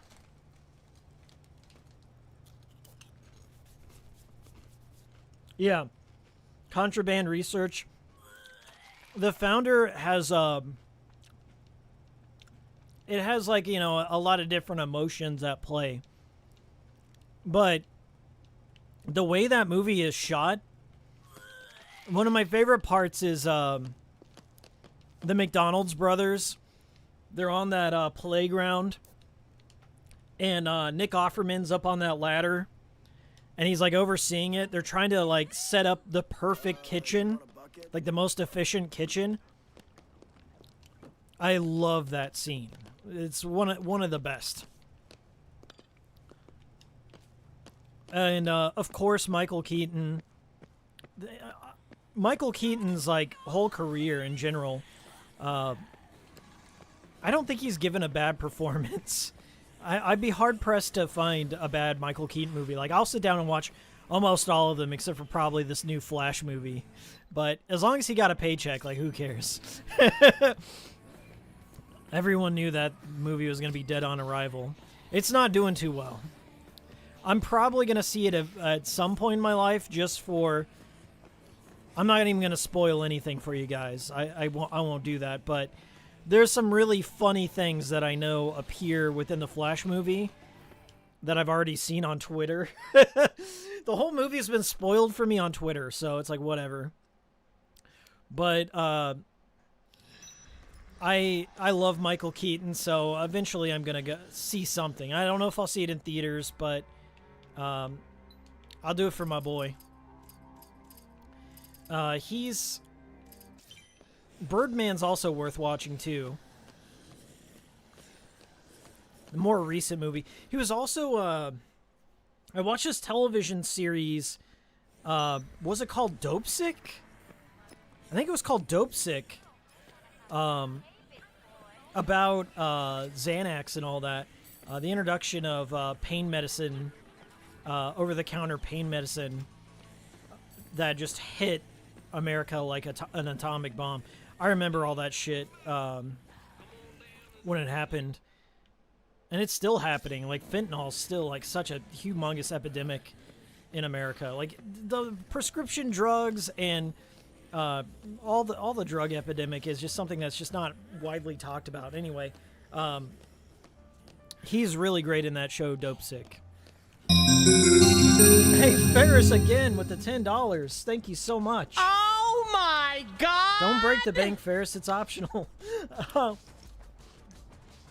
Ferris with the $10.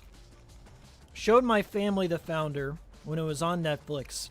They really appreciated how ruthless Ray Kroc was. Miles, there's an actual Room remake starring Bob Odenkirk that's going to be released. No joke. You got... Now you're giving me mixed emotions here. I'm against a Room remake in general. But if Bob Odenkirk's involved, there may be a saving grace. I need to hear more. Is Vince Gilligan involved? I need to hear more about this before I lay any judgment. Y'all know Bob's my man. Yeah, if that happens, I'll give it a chance for Bob, but really that's I just don't understand why you would need to remake something that is lightning in a bottle. I guess it sounds good on paper, like, you know, maybe there will be an audience for it, because The Room, outside of the Rocky Horror Picture Show, is one of the most viewed movies ever, or like continually shown movies that continues like the film circuit. The Room and Rocky Horror Picture Show. So I'm wondering if they just cynically still have, like, the cynical side of me says they still have the rights to the Room movie or something, and they've got to make something with it in order to continue having the rights.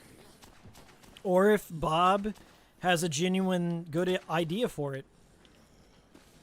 Who can say? We're going to get Doris. I'm going to... Kristen, Stop moving. Stay there. Oh, I forget she's drunk. Thanks again for that super chat, Ferris. My man Chad finds me here. Oh, so I gotta go find Chad first, of course. Always have to find Chad for them to listen to. Yeah, isn't that right, my fellow incels? Can Michael Keaton turn his head in the new movie? I don't think so. Well, maybe with some CG. I saw the trailer for that Flash movie, and it's clearly not Michael Keaton in most shots.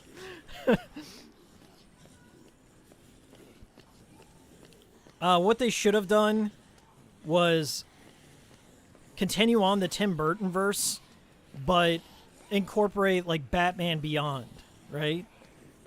An older Bruce Wayne sort of thing. And just like have him be, you know, not in the action, but guiding the action, being a mentor figure. That would be pretty cool. And they could do that. Like, I think that would be an interesting series to continue. You just go back to the Burton verse.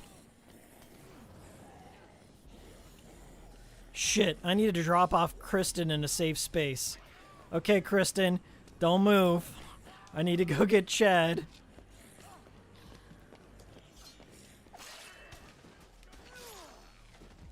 Right over there. Just stay there. I'm gonna go save Chad. Hopefully. Oh my god. Now I got a raider over here too. This is getting chaotic. Chad, no!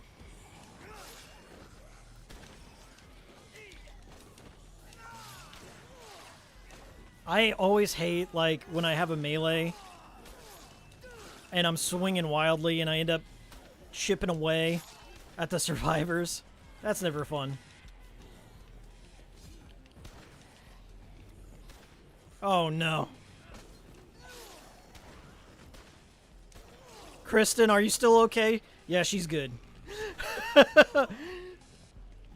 Alright. Yeehaw!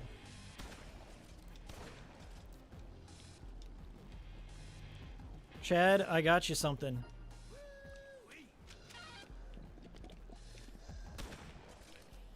Alright. We're in good shape, I think. Yo! Chad, okay. We're gonna load everyone up. He's not a bad partner to have. I think he's like one of the better shooters that you can get in your crew. Okay, everyone, Chad, you can have another coffee.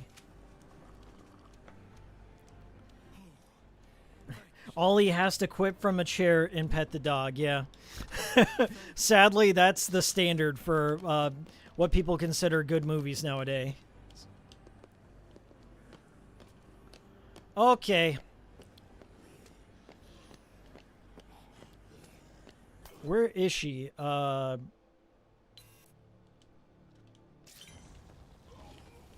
think she's over this way. I don't think she's marked on my map. Go over there. We got raiders.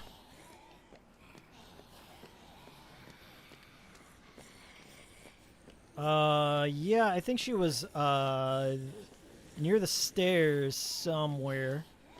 I think she's down that way. Head that way. Keep going, Chad.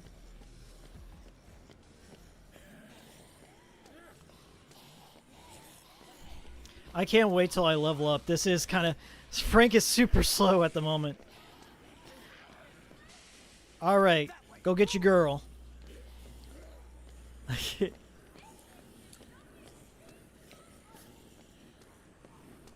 think he's still with me. Yeah, he's good. He's gonna make it. We're gonna make it. Stay there. I'll just set her down for a second. Woo! Oh, I just missed the PP. No, I got him. Nice job. I keep forgetting to do that.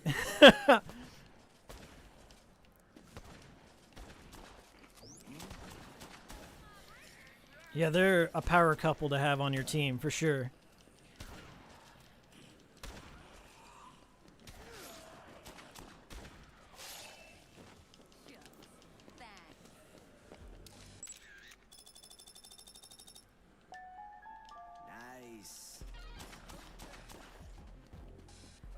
There are DLC shoes that make you run faster? Of course there are.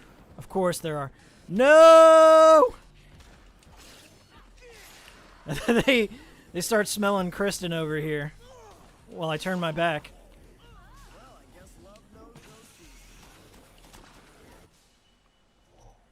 Gym blower. Oh yeah, the gym's a rule. Alright, we're gonna go ahead and dump them off. Kristen is kind of a burden to have. Just a little bit. Come on, crew. Chad. Oh, Chad got tore up. And we're about to go into a horde of zombies. Not good. Come on.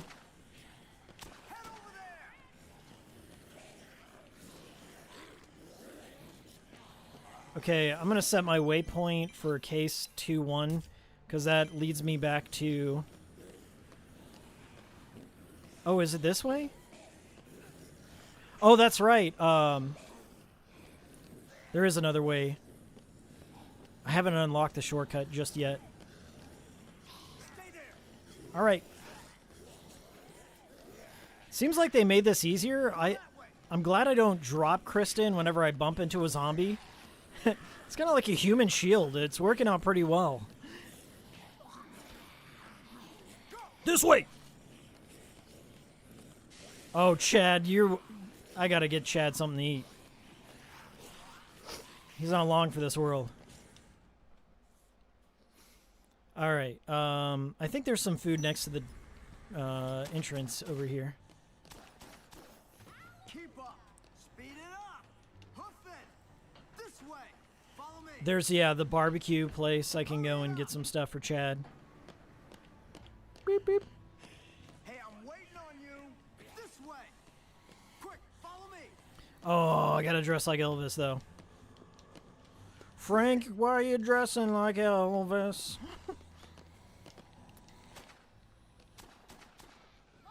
Ladies, man, coming through. Never change, Frank. Get over there. Stay over there. All right, let's go.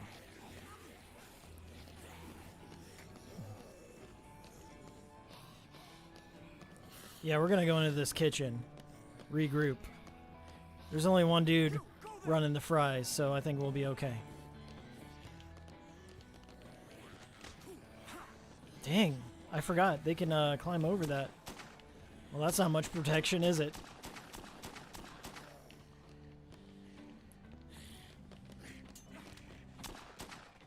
Okay. Now we got some ribs. Give some ribs to Chad. Nom nom nom. I'm gonna need that. Give him a shotty back. Get a Bowie knife. I think everyone's fine now. We should be good to go. There is a chainsaw. I'll carry some ribs with me. We'll get a burger for the road. And that chainsaw. That I can't use. I forgot I've got Kristen. Damn. Okay. It's fine. This is great. Is that Elvis outfit just hanging in the shoe store? Yep. That's probably not too far off. When you go to a place like Vegas, they have like 100 stores every square mile, and they just are kind of they're ambiguous to like what they truly are. They'll have like multiple things. Like you can go in to a Vegas store that advertises itself as a shoe store, and you can also buy fishing poles and video games and shit. That's kind of how America is in general. You can't just be one thing anymore.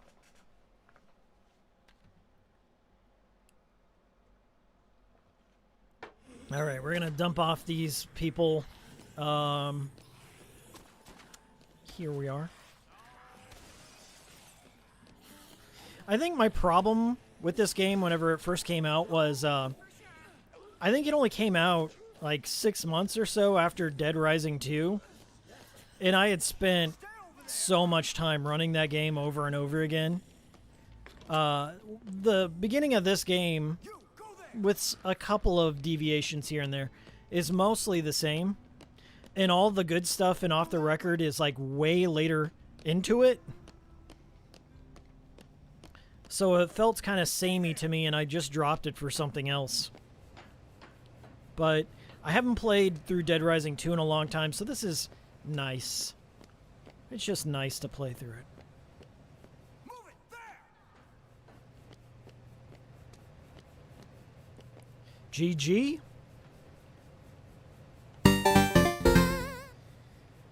We got him. I wish I could, like, Dead Rising 3 allows you to have certain survivors you can keep with you throughout the game. So if you like somebody or if you find them useful, they can join you at any time.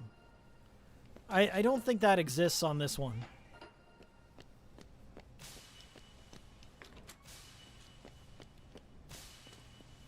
Nice. Level 7. Moving right up.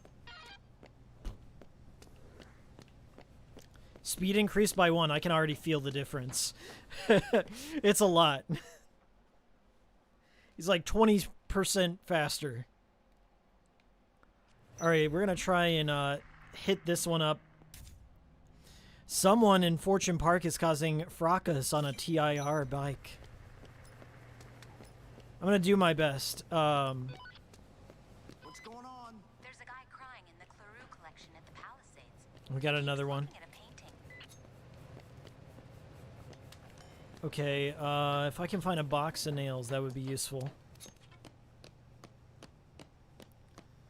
World-renowned Geohound, off the record, should have been an additional DLC that expanded the canonical storyline. Not a fanfic remake of 2, just my opinion. I mean, I see your point. But you kind of got what you wanted with Case West. Good. And Case West does play an integral role. You can play as Frank in Case West, and you can take all your photos and stuff like that. Honestly, you're right, though. This should have been a canonical... Case West should have been... Or not Case West, but Off the Record should have been canonical, because we all want some more Frank. But as I said, like in some circles, some people consider this to be the canon Dead Rising 2. And everything, like, the storyline just ends after that. There are people that just really don't like 3. There are people that don't like 4 at all. I'll give ground on 4 for sure. But I've grown to like 3 over the years. Maybe that's because I'm so starved of Dead Rising content that even it's just like Silent Hill Downpour. It's like, oh yeah, it's starting to look real good now after all these years. But this is good shit. I enjoy... every summer, I just find myself playing a Dead Rising game. I don't know what it is. It took me like 2 summers to get through Dead Rising 3 and all that content. And it just feels like a good summer games vibe. Now, 4 is a Christmas game, but it's the worst. I don't want to play it during Christmas. It'll put me in a bummer mood.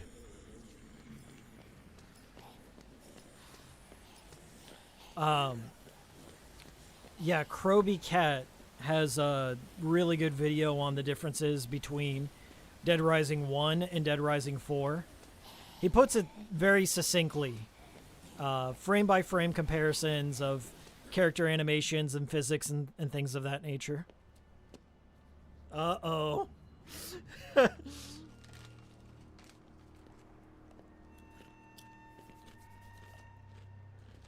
Non-canonical spoilers. Hey! You get the hell away from my bike! Whoa, chill, okay? Sorry. Happy Father's Day, everyone. It's a nice bike, though.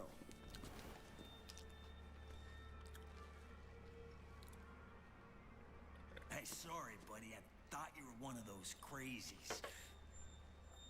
I just can't trust people anymore. I've been dealing with nut bars all day long. These zombies, they're annoying, sure, but they're easy to kill. Sentry is down, I concur. The real threat is the people.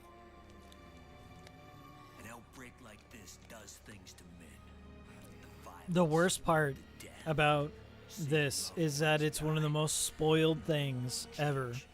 There's so many idiots on YouTube that put the Chuck Green boss fight as part of their thumbnail. Just when humanity should be coming together. So when you type in this game, you will see a Chuck Green all grizzled and psycho on a thumbnail, and I hate that shit. Let anything get in my But I guess I'm spoiling it for everyone here that hasn't played it yet. I can take you both back to the safe house. I'm a hypocrite. Katie needs her Zombrex every 24 hours. Right, baby? Oh, your daughter.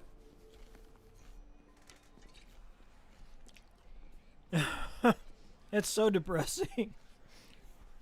Do you know what would happen if she didn't get her Zombrex every day?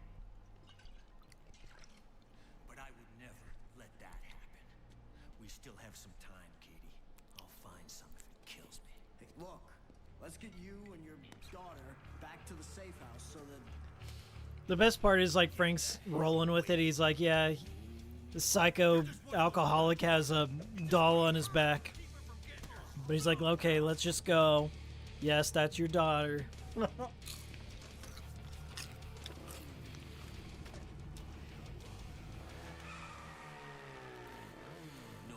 messes with my kid.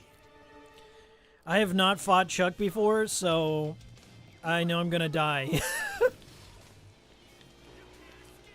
Oh! Yeah, about that. Can he go upstairs? I know the answer to that. It's probably yes. Oh, this is a whole different zone. Does he... Okay, I just need a long-range weapon to take out our boy. Otherwise, it's over for me. I've got 15 shots and a handgun. I don't think that's gonna be good enough. Not my Chuck.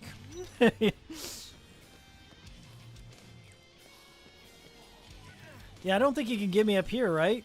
Unless he's got a gun. I see two guys in from Fortune with Love at the theme park. I'm not I see sure him. if they're laughing or fighting. Oh, the zombies can climb, though. Alright, let's, rib it up real quick. And I'm gonna search the damn it. I'm gonna search the outskirts of, the level to see if I can't find a gun. A decent one.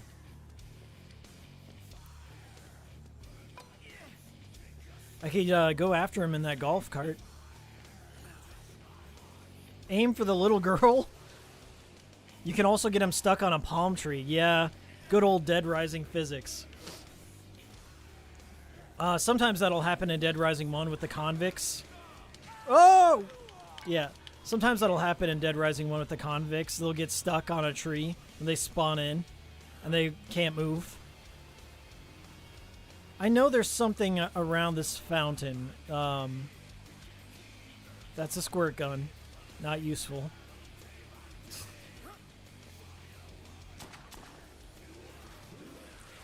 God damn. Well, at least Chuck cleared out the zombies. Thanks, Chuck. Let's see what's in here. Yeah, we can put the chef... I think the chef's knife and the lawnmower. I do not know if that's going to be...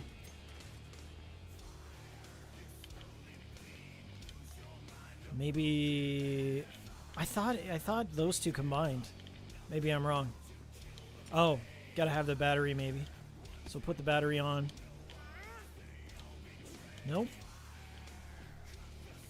Well, I'm stumped. I got limited time to do this. Oh, is it the grass trimmer and the chef's knife?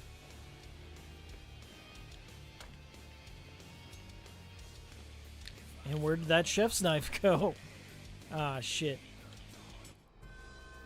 I had a Bowie knife on me, so I guess that works.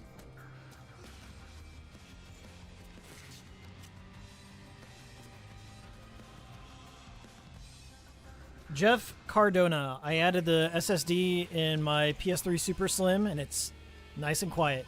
Yep. That's it's one of the quietest systems I own besides the Vita TV.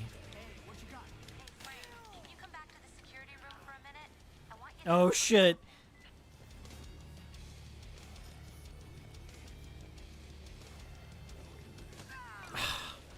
Okay, I don't have a lot of time to take him out. Will he still be here? I think he'll still be here. We'll come back. I need to go back to, yeah, I mean, like, all these are full bars. I gotta go back anyway, so that's probably for the better. I'm not equipped for this task whatsoever.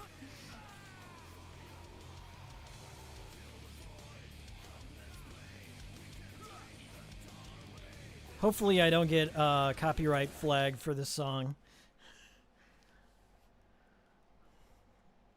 Dark Link, I'm sure it makes less noise. PS3 unsurprisingly has an older version of SATA which doesn't use SSD speeds. Yes, I tested that on my channel.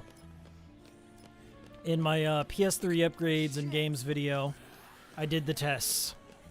And I think it uses SATA 2 compliance. If I recall. That's the bottleneck on that. But what it does do is it installs games a little bit quicker. Like at the optimum speeds it can. I think I'm gonna make it. I got just enough time to get back.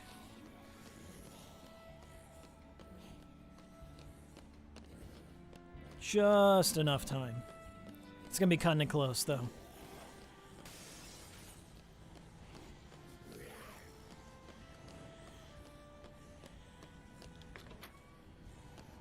Vita is amazing. Vita means life. Vita Island. Hashtag Vita Island.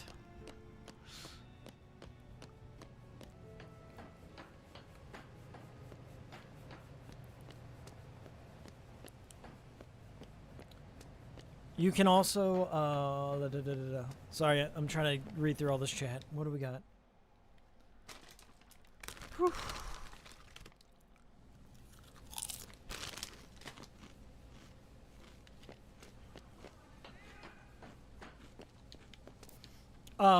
Rumple Foreskin says, a lot of inspired by Silent Hill style indie games, which are nowhere near the atmosphere of the Silent Hill games, have given me a lot of appreciation for the Western Silent Hill titles over the years. I agree with you there. And I'm not trying to trash on all indie games or inspired by games. But you're right in the fact that many of those feel like broad strokes of something and not necessarily like they never reached the level of Silent Hill. What's going on? I recently played something that was Yume Nikki inspired and I guess Silent Hill inspired. Well, maybe if we watch these monitors for a minute. What? And, you know, you play one atmospheric pixel adventure game, story-driven adventure game, you've played them all. And I think the only one that's nailed it for me has been Lisa, which is getting a, I wouldn't say HD remaster, but it's getting like a different engine port of Lisa and Lisa the Joyful.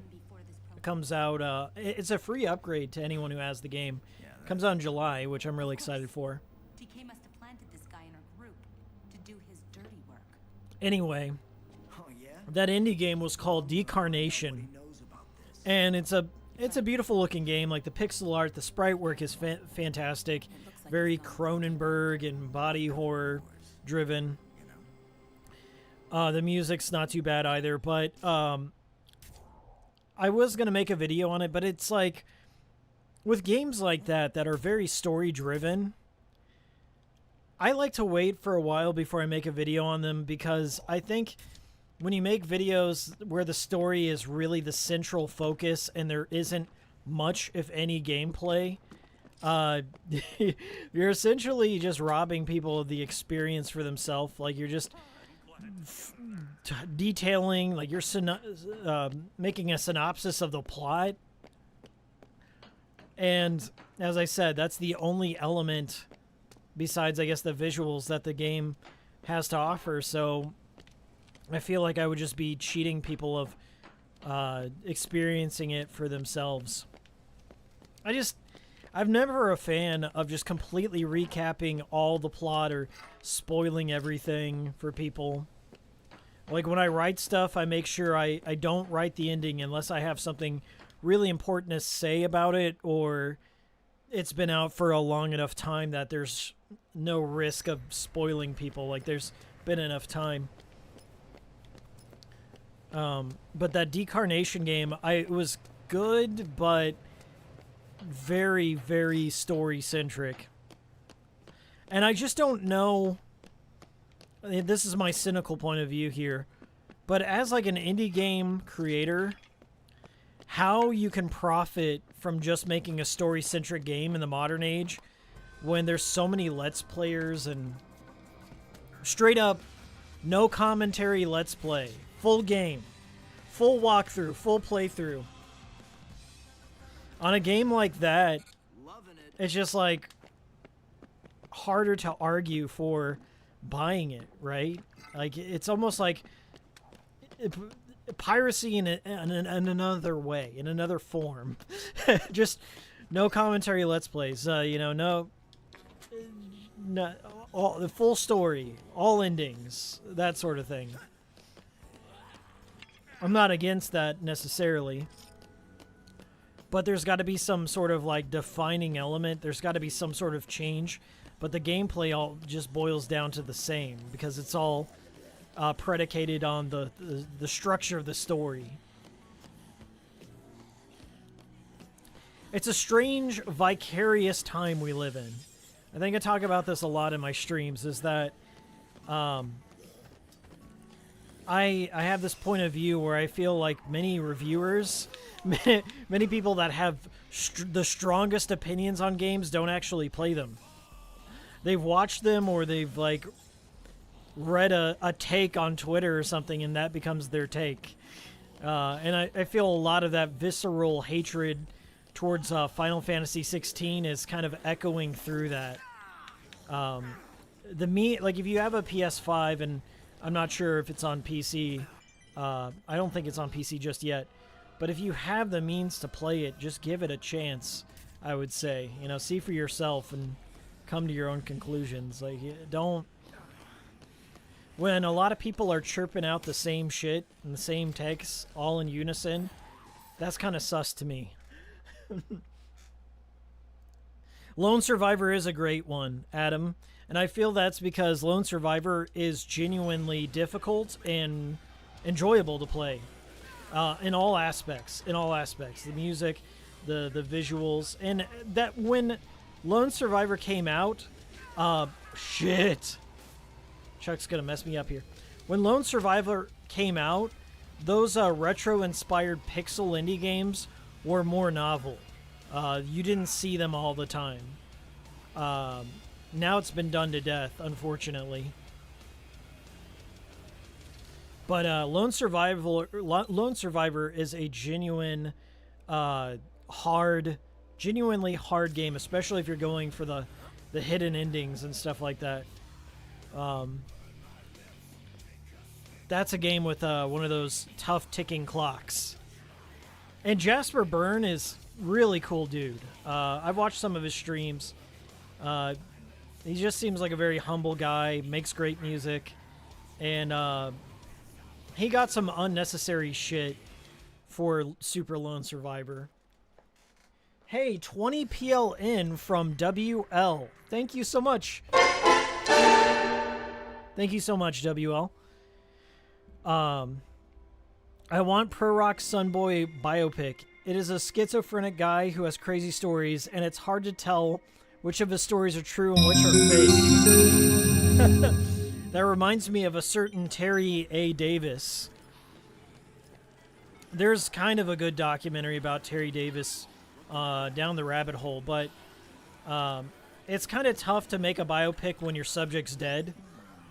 And I don't think any studio would touch the Terry Davis biopic or, by extension, Temple OS. Fascinating guy. Like, just a brilliant mind working against himself. There is something along the same lines that you're talking about. Let me search it real quick just so I get the name right.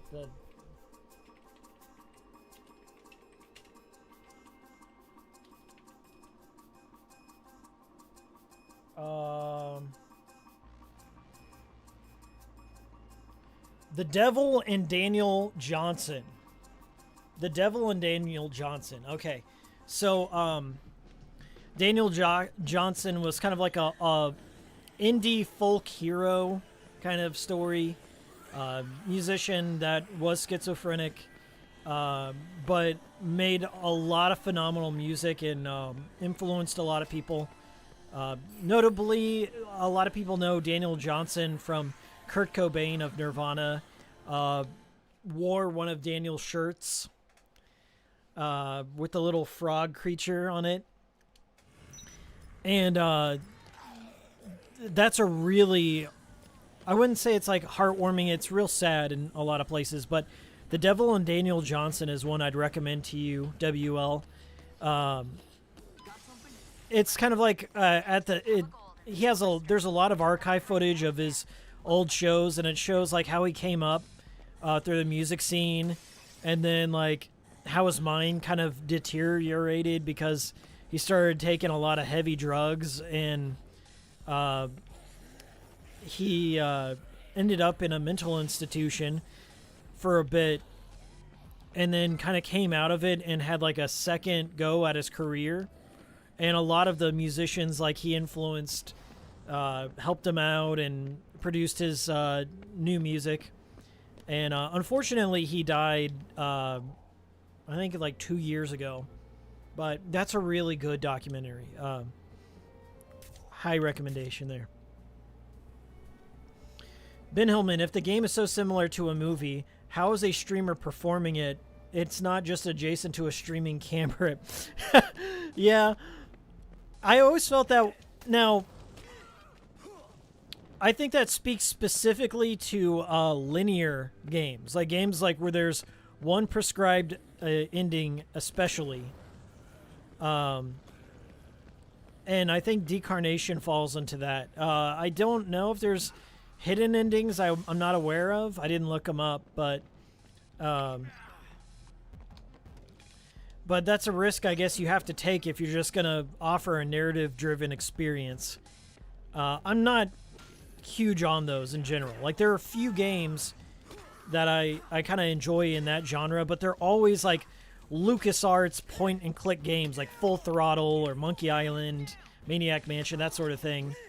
That I guess that would be more adventure. But Telltale kind of came in and shook things up and made those Walking Dead games, which the first season's decent. Wolf Among Us is decent. But nowadays, like, the gameplay has taken a back seat to narrative. And I felt that way a lot when I was playing The Last of Us. Like, The Last of Us, playing those games are exhausting to me. Emotionally, mentally, all that. Like, I need frequent and I usually have, like, a high threshold for stuff. But, like, The Last of Us reaches, like, Metal Gear 4 territory if you don't skip the cutscenes. And, they're pretty long games for what they are. And the premise kind of does wear a bit thin. And here I am shooting on one of the most world-renowned praised games of all time. But, like, I bought The Last of Us 2 for $5 on the PlayStation Store last summer. And I think I'm only on, like, Chapter 3. And I've put 30 hours into it. It just really, it wears out its welcome in a certain respect. I do like the Uncharted games. They kind of fall into that category, but I feel like Uncharted keeps a faster pace about itself. So I kind of preferred that series over Last of Us. Get over there! It's not a bad game. I'm not going to shit on The Last of Us or whatever. It's just not something I can play cover to cover in like a couple of sittings. I just have to sit down and go through this meandering plot. Da da da da da. I don't know. Doesn't grab me in the same way. And I just I don't like how the characters are written per se. Everyone sounds like the author, if that makes sense. Like many of the characters don't have a distinct voice in the game. It just sounds like I'm hearing Neil Druckmann. Every character is Neil Druckmann, in a sense. They all have, like, you know... Not saying I have anything against potty language. Yours truly hears cusses all the time, but... There just doesn't seem to be too many dynamics within the characters or dimensions to them. They kind of are the same Druckmann voice coming out. Alright. What game do you think perfectly captures the essence of Ludo Kino? By this I mean a game which their narrative is either elevated to or could only be done in a video game. Do you want Ludo Kino, dude? Come on. Is that something that's going on? Like, was Kino not enough? That we have to, like, join it? We have to marry it to Ludo narrative dissonance? Was Kino not enough? I don't think about games in that way. I really don't. I think people ascribe a certain amount of depth to games where there might not be there. Like, they're incidentally Ludo. They're incidentally Kino. Right? I feel that way about the Grasshopper community especially, dude. The Grasshopper community is, like, filled with TikTok memers or something like that, where everyone feels like they're in on some little secret. It's kind of pretentious in its own way. Like, a lot of the Grasshopper fans are hard to talk to and engage with because they are disgusting. They like try and like paint Suda as like this deep, well-spoken figure that had planned things out for decades and everything instead of just like flying by the seat of his pants, right? Everyone in that community is just the worst person. I don't want to be associated with Grasshopper fans ever. See yourself out. I'm just kidding. Like, games to me have always, like, the primary factor is it fun? The fun factor, like, do I want to come back to it? Do I want to play it again? Is there additional value in the post game? Yeah, on a different level. Like, there's a different layer. The interactivity layer is, I feel, the most important layer. Like, what is this game offering me that I can't get in a movie? There is that's worth exploring. The line is blurring, though. Like, movies want to be interactive. Like, Netflix has the Black Mirror Bandersnatch, you know, trying to take after the old Sega CD. I think we're eventually going to cross that line once and for all. Like, movie theaters are going to have some sort of polling feature, and then the narrative changes, the ending changes based on what people want to see. Stuff like that. The interactive layer is what makes games special. And it's always going to be that way in my mind. I've never, as I said, stories, when it's good, it's icing on the cake, but it's not why I'm here. It's for the gameplay. It's for that special feature that you can only get through playing. So I see what you're saying. In terms of a game that can only be enjoyed because of its gameplay, Maybe Katamari Damacy. One of those games that truly struck me as distinct from everything else. Truly of its own style, of its own charm, humor, design. Doesn't have like a whole bunch to say in its narrative. It's very scatterbrained and odd, idiosyncratic, if you will.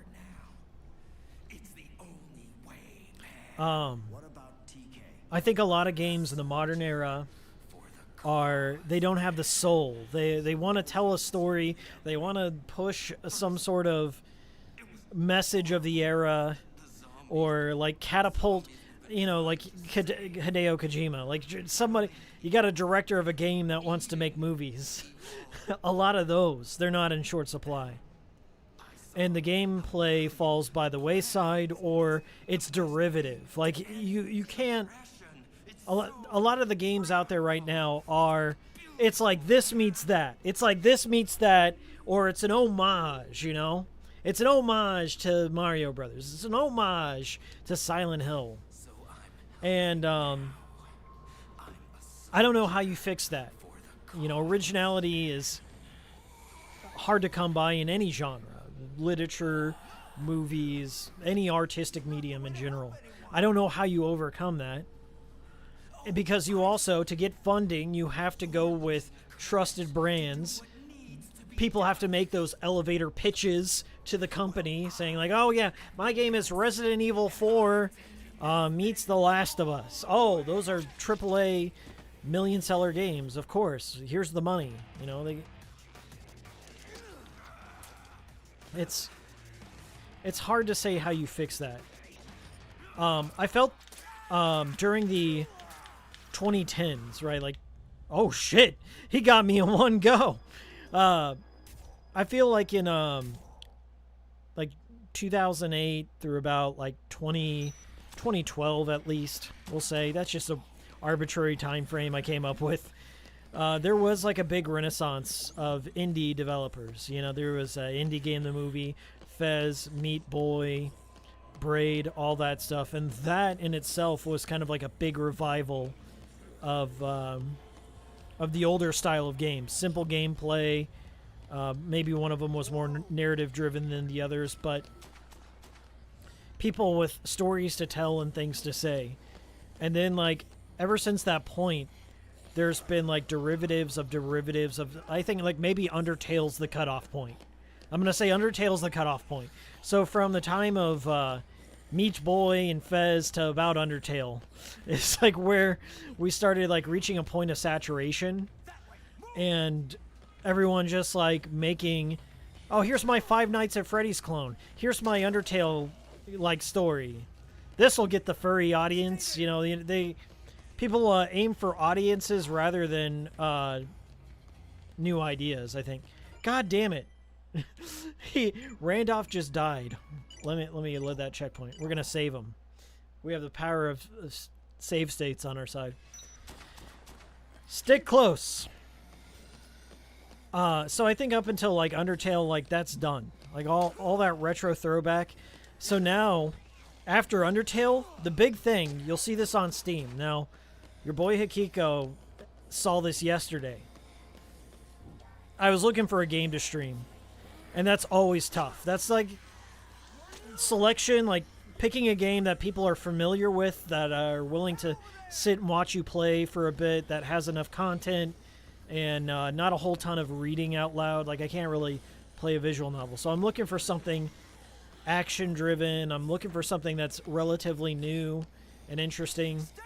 And I spent 2 hours or so just going through Steam's library, and I just could not find anything that just looked original or fun or something that would bring people to a stream. Now, Dead Rising, that's got enough mass appeal to get some asses and chairs, right?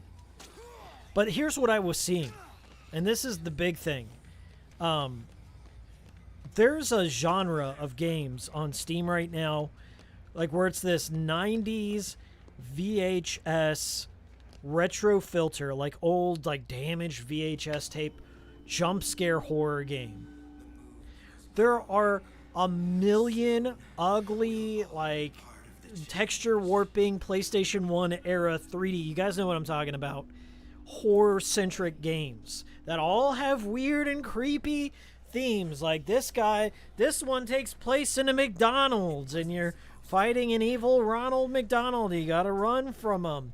This one is homage to Texas Chainsaw Massacre, but there's a power drill in it. And then they're gonna scream at the top of their lungs every time you run in, and jump scares. It's like there's a surface level of an idea right there, and it never goes beyond the jump scare. Like, this is it. This is the retro throwback horror of VHS, and then, you know, it's fuzziness, and then the camera cuts out. It just, you know what you're in for. And there's so many of those because, I guess for a period in time, it attracted Let's Players to it. I mean, like, it's just free advertisement for your game in a sense. And they're all super cheap. They're all just like the endless disposable garbage. And I think Puppet Combo kind of is behind a lot of those. Not to shit on them. They do have some good games out there. But Puppet Combo is just like cranking that shit out. And then there's other derivatives of Puppet Combo all up on Steam. And on the Switch Marketplace. Like, the Switch Marketplace is just, you cannot navigate it. It's impossible. It's impossible to navigate that fucking Switch Marketplace because it's just filled with so much garbage. And the garbage is burying the good stuff too. Because as I said, like the Switch eShop, bust out your Switch right now. Bust out your Switch right now. And then try and like scroll down. See how far you get before your Switch starts lagging or crashing. That's what we have. The Steam Marketplace, same thing. The algorithm has yet to find games to recommend to me. So I have to rely on Twitter, I have to rely on Discord for my homies out there to recommend to me because there's some people that I just genuinely trust that know my taste for things. And I'm not trying to trash on any of you indie developers. I know there's some indie developers out there that watch Hikikomori Media and all that. I'm not trashing on anything in particular, but I'm seeing a trend, you know, a trend that people seem to be married to. They can't break away from it, and in a sense are stifling their creativity. I think, and this is my, you know, conspiracy brain, but this kind of shit happened during the big video game crash of the 1980s when Atari was out. There was just so much fucking content, and it all followed, like, you know, derivative of Pong, derivative of Pac-Man, derivative, you know, movie license games and shit like that. And certainly in the digital realm, that's happening. The console realm doesn't necessarily have that problem because there's certain hoops you have to go through to get, you know, physical games at least out there. It's a bizarre realm we're occupying. There's just too much content, not enough curation going on out there, and the only thing people take a chance on nowadays are AAA shit. AAA shit or bottom of the barrel indie games. And I'm not saying that all indie games are that way. Don't get me wrong. There are indie games that I absolutely love. Y'all know me. Y'all know me. I love Lisa. I'm excited for Lisa. But I just don't get it. Pizza Tower was a good one that came out recently. I'll say that. But, okay, here's another thing. Here's what I noticed. Pizza Tower beat another game to the punch. You guys know what I'm talking about? There's another game out there that's just not like exactly like Pizza Tower, but really close. Pizza Tower in itself is exactly what I was discussing before. It's a throwback. It's an homage to the Wario Land games, right? It's a Wario style of game. Pizza Tower came up, got its cult audience. There's a lot of people that love that game. But it's so shitty because at the same time, there was another game in development called Anton Blast. And Anton Blast seems to have like more gameplay and seems to be like more in depth in terms of mechanics than Pizza Tower. Like, I like Pizza Tower all right, but Pizza Tower is like more about like the timing and the speed running and shit like that. And Anton Blast kind of has more of like the WarioWare 3 and 4 shit in there, more gameplay. But it was beaten to the punch by Pizza Tower. Now I'm hoping the audiences are shared. You know, people find value in both. But they just came out so... I don't even think Pizza Tower or Anton Blast is out just yet, but if I were the developer of Anton Blast, I'd be like, God, that's so shitty. I was going to be the Wario game. I was going to be the Wario game in town.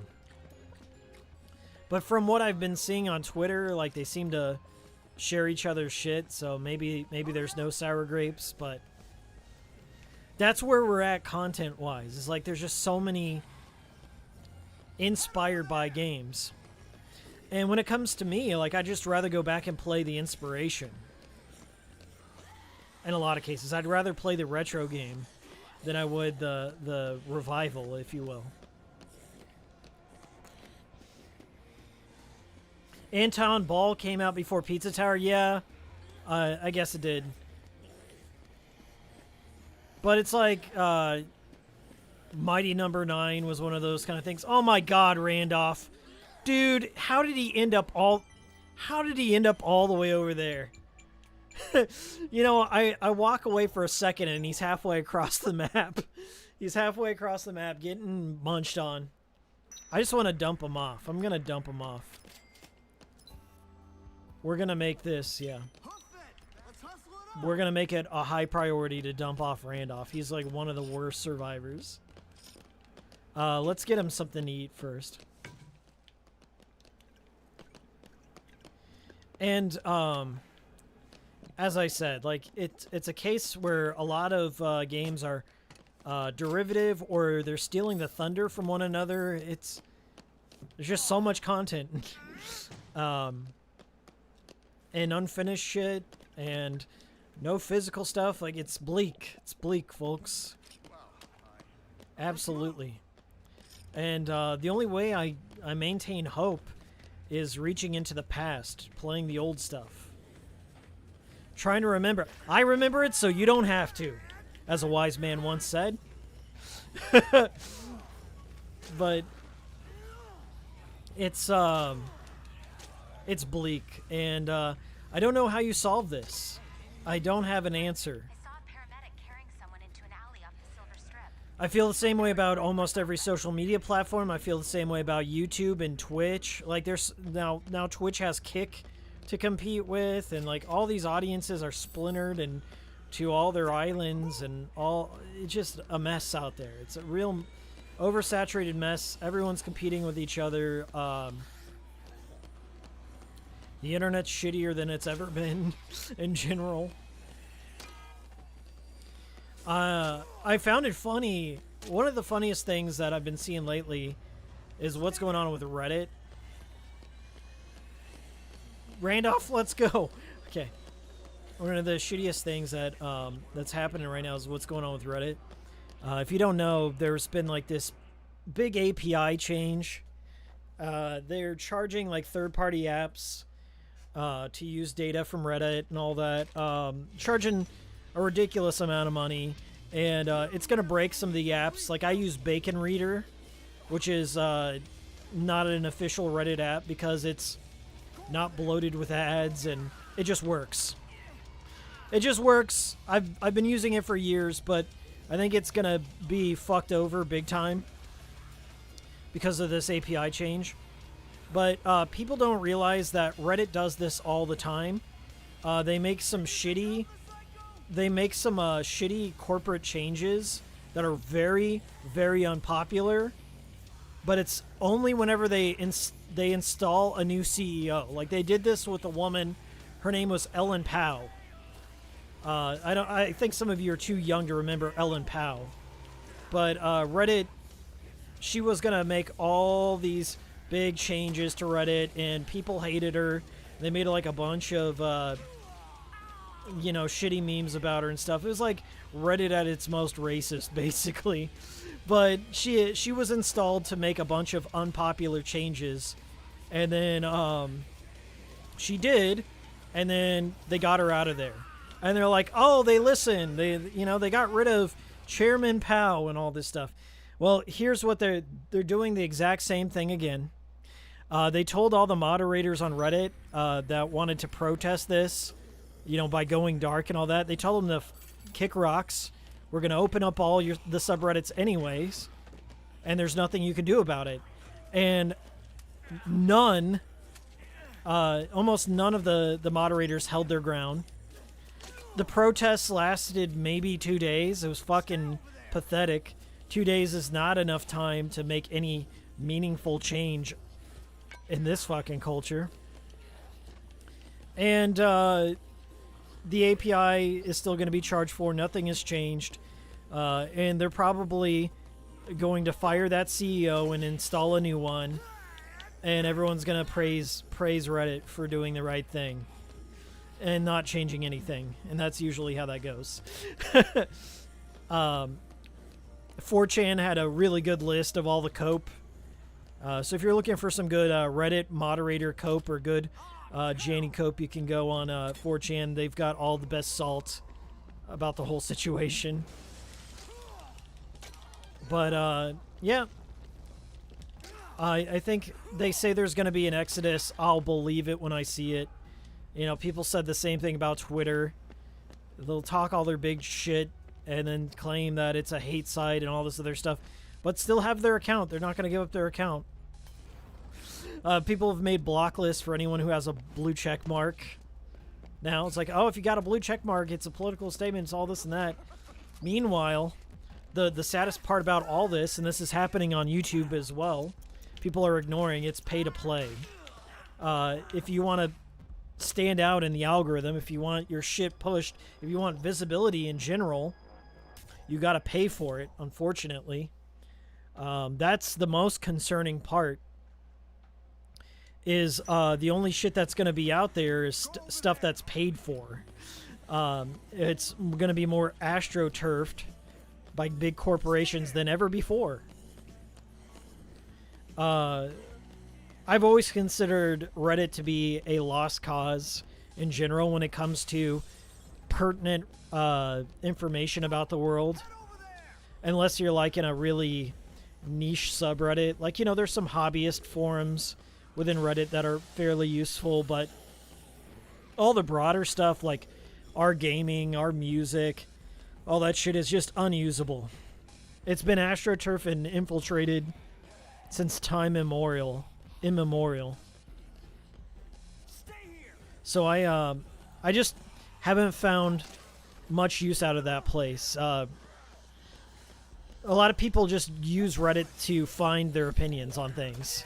They can't come to their own conclusions, and they rely on a totally biased karmic system to hear all the opinions. And I've never really been a fan of that.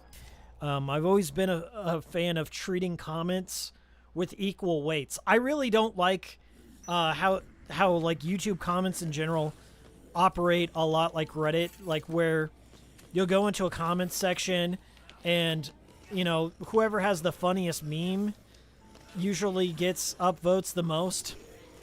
And then so you kind of lose out on another part of the conversation, like maybe there's an interesting fact.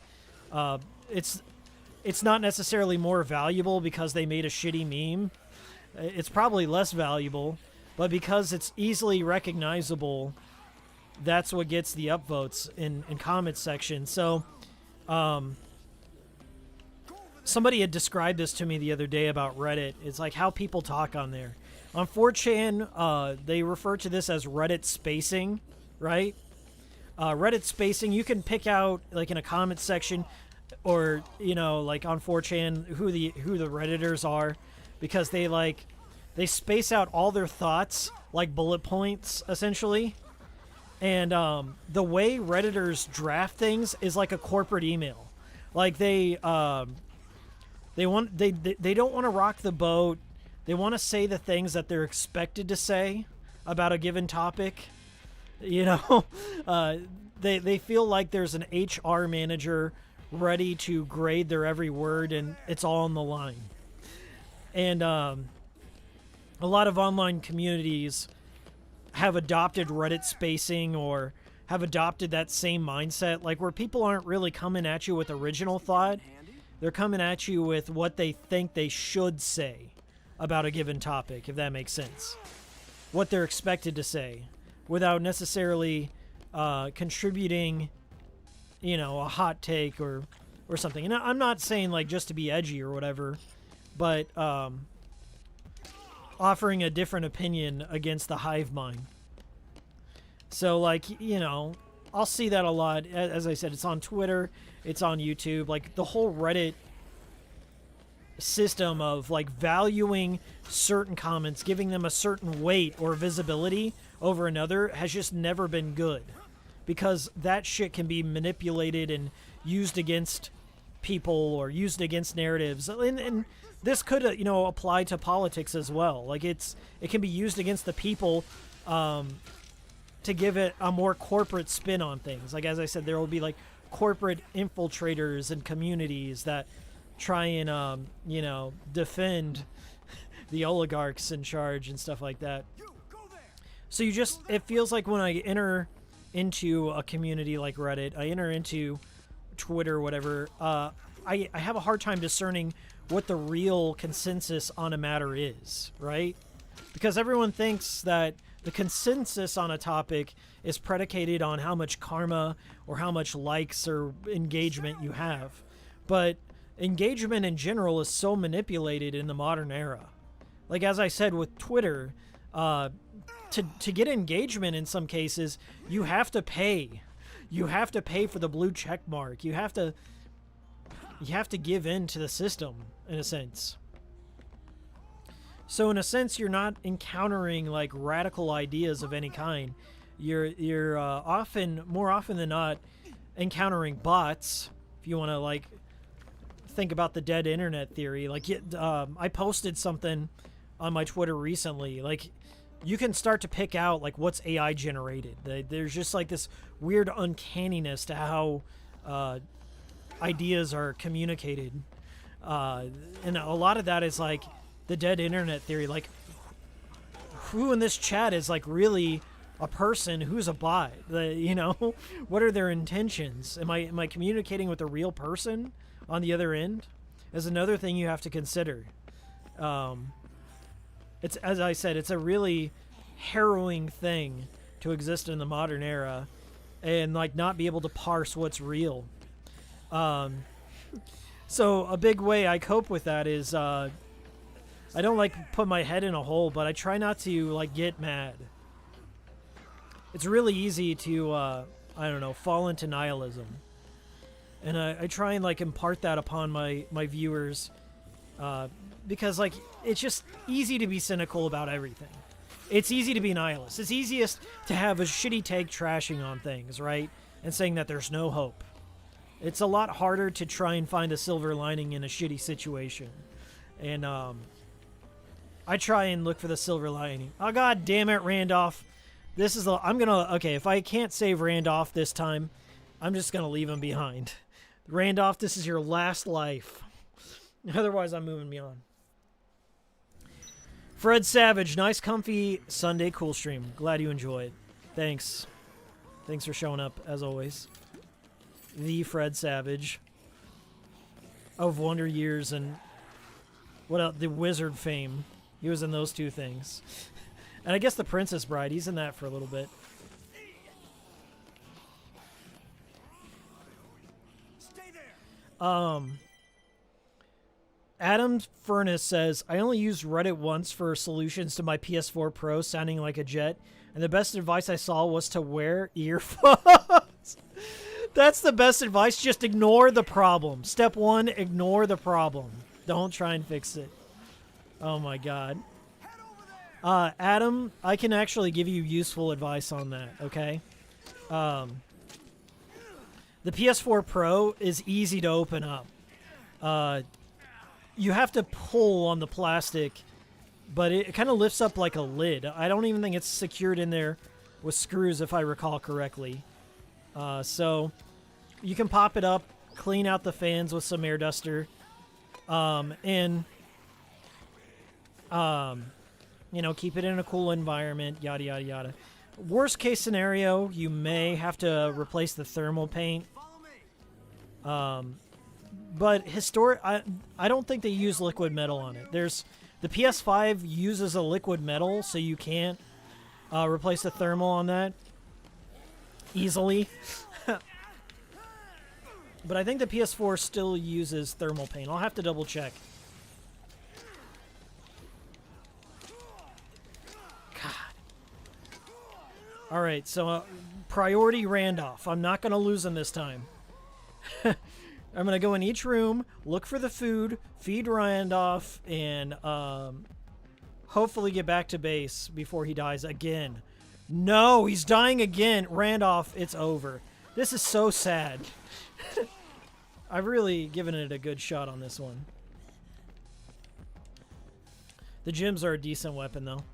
Woo! At least they were in the first Dead Rising. This AI... He doesn't want gems. I'll give you the handgun. Use it wisely. Okay, we're gonna go over there. I'm gonna try and clear a path. That's doing jack shit. Randolph, don't die. Don't die. Don't die. This is your last life, Randolph. I've had it. I have had it. I know there's some food in here. Take this fry. Take this fry. Okay. That did nothing for him. He wasted that fry. Here, take this gun. He's just... Guys, this is sad. And then we got raiders, too. This is...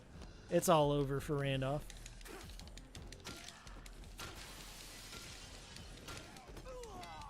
Oh, and I got 1 health. This is looking bleak. Alright.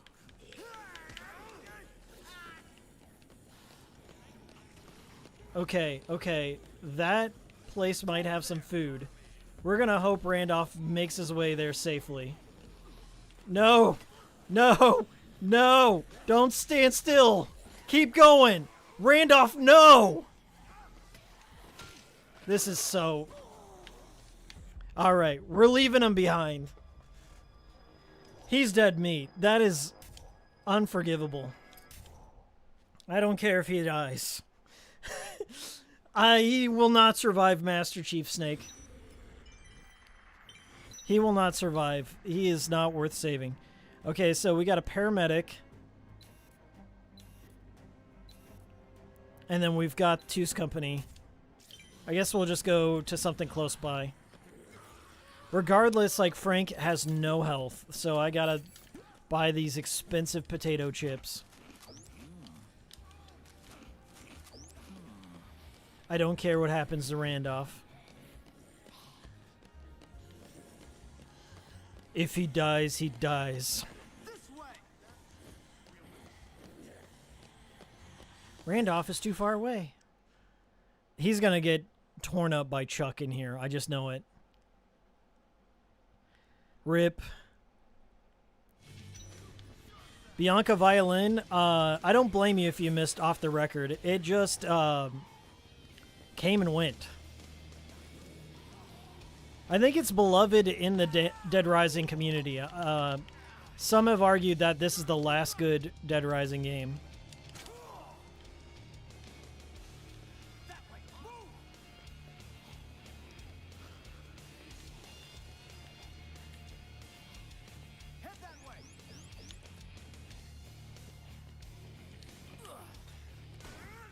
Okay, we got some... Oh, okay, we got a large soda. That's good. That's good. We're trashmen right now. We're gonna survive on everything in the trash. I have no orange juice. I got a Molotov coming at me. This is sad.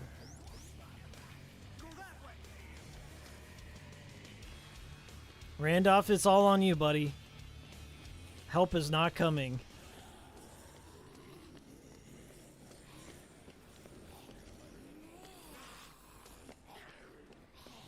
Did Chuck just disappear? I didn't know that could happen. I guess Chuck is gone. Randolph is somehow still alive. Right on. Let's see if we can get something crafted in here. Oh, it's MMA gloves and nails, I believe, is, So, MMA gloves and nails.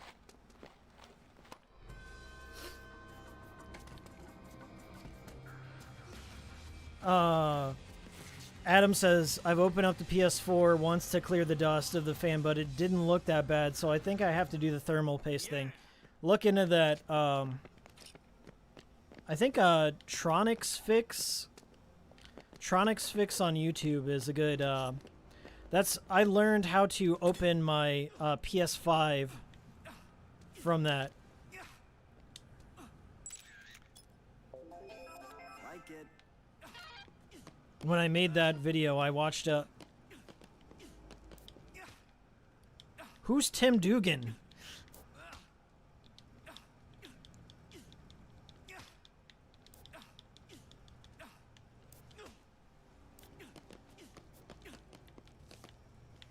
I guess the guy on the ground was Tim Dugan. Okay, before I even progress this, we are gonna just snack it up. I am, like, near death. Randolph's... Oh, damn it. That's not what I intended to do. We're all near death.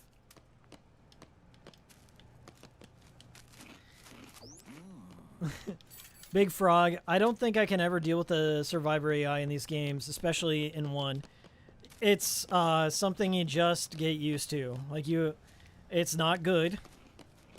3 has really fixed the Survivor AI. The survivors in 3 are decent. But I hear these ports, these remakes or whatever you want to call them, remasters, jacked up the Survivor AI even more. Might have something to do with the frame rate. But yeah, they're not fun in some cases. But if you're a Dead Rising veteran, you just kind of deal with it.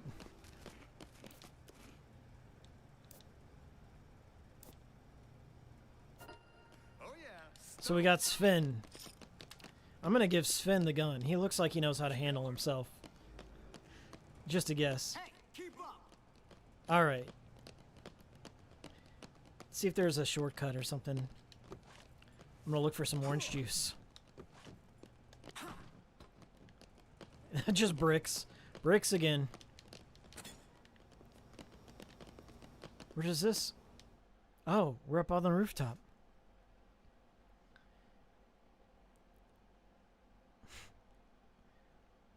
A $100 snack from the snack machines is very expensive. Yeah, that is the American way, honestly. People, dude, I'm so glad you guys brought this up. Inflation is insane over here. Did I tell you that I've been going out to eat so much less? I know this is a big problem. Going to McDonald's, you can't get out of that place. Like, there's no dollar menu at all. There's nothing on that menu that costs $1. Everything is at least $2 to $3. I was gonna get that Grimace shake, right? There's a Grimace value meal for Grimace's birthday is the big meme going around. In order to get, it was like a Big Mac, fries, and a Grimace shake. It was $13 plus tax for shitty McDonald's food. For the bottom tier burger, fries, and everything, that cost them $2. All told, probably cost them $2, $13. I just said no, I'm not going to do it. Not even for the meme. I know there's some people that are like, aha, this is great. I'm not. Out of protesting, I will not spend $13 on McDonald's. Unless, you know, back in the day, $13 was enough to get you 2 full meals for 2 people. No. Wendy's has gone the same way, except Wendy's at least has like a $5 menu. that you can still take advantage of. It's still not great, but they still have $5 menus, which you do get a full meal for $5. I don't think McDonald's has anything like that anymore. And I find McDonald's to be worse than Wendy's in all aspects. But I guess it's because they're the leading restaurant that they can get away with it, because people will still buy it. And the thing is about McDonald's in America is they've reduced their workforce. They've already started like replacing cashiers with kiosks. Like every time I go by my McDonald's, it's a skeleton crew, like maybe 2 to 3 people running a whole restaurant. Almost nobody's in the lobby. The people that are working the drive-thru are also working the lobby. It's sad. You think they would lower the prices? They're never going to lower the prices. This is just the state we're in. So sadly, McDonald's is like, okay, McDonald's coffee is like a buck 29 now. I'll occasionally get their coffee, but that's it. Just, it's not worth it anymore. For the same price, I can just eat at any like local restaurant, any like mom and pop burger shop. I can eat Chinese, I can eat Vietnamese, I can eat tacos, Mexican restaurant. I can go to basically anything that's infinitely better and get more food and higher quality ingredients. So I would like to say something's got to give, but I think the American diet, like McDonald's is so ingrained into the American diet that they'll just probably have people that will continue to support them forever. So I don't know how you solve that one.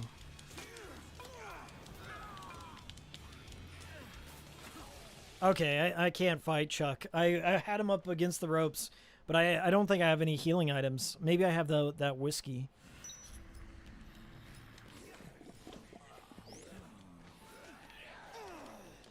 Worst offender in Europe is Burger King. Literally almost twice the price of McDonald's with no better quality. Oh, Burger King is a meme over in America because they are like the bottom of the barrel. We are the bottom of the totem pole. The balls on the dick, as it were. Randolph has defected? Well, fuck you, Randolph. Randolph has defected, and now he's killing survivors. My attack button didn't work. Let's, I gotta load from checkpoint. That's ridiculous. My attack button, I swear to you, did not work. I was smashing X. But that's okay. Our checkpoint was that door, so... Stay there. There's McDonald's in Japan. It is popular. Master Chief Snake, I've been to McDonald's in Japan. In fact, I was there a couple months ago when I was in Japan. I was there for the Sakura Shake and apple pies. That's what I got there when I was in Japan. And I also got like a chicken sandwich at one point. I know they have burgers, but a lot of the beef in fast food restaurants in Japan is frozen and shipped in. So, I don't know. My American taste buds don't like frozen beef. Sorry. My Gaijin taste buds. But, I did have, some domestic beef. There was a burger place that my friend took me to, that had locally raised beef, and it was delicious. One of the best burgers I ever had.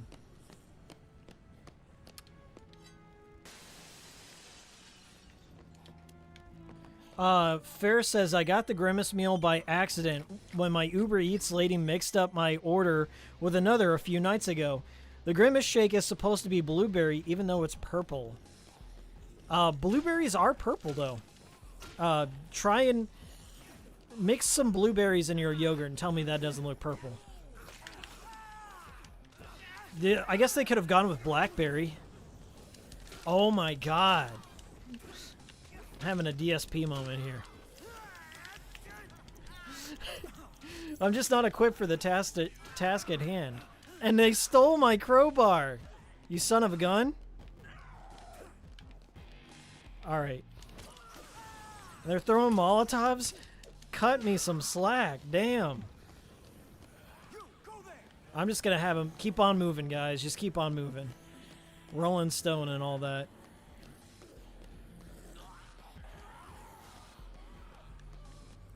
I feel like I get so close. I'm in better shape than I was, and Randolph is somehow still alive, so I guess I can't be too mad.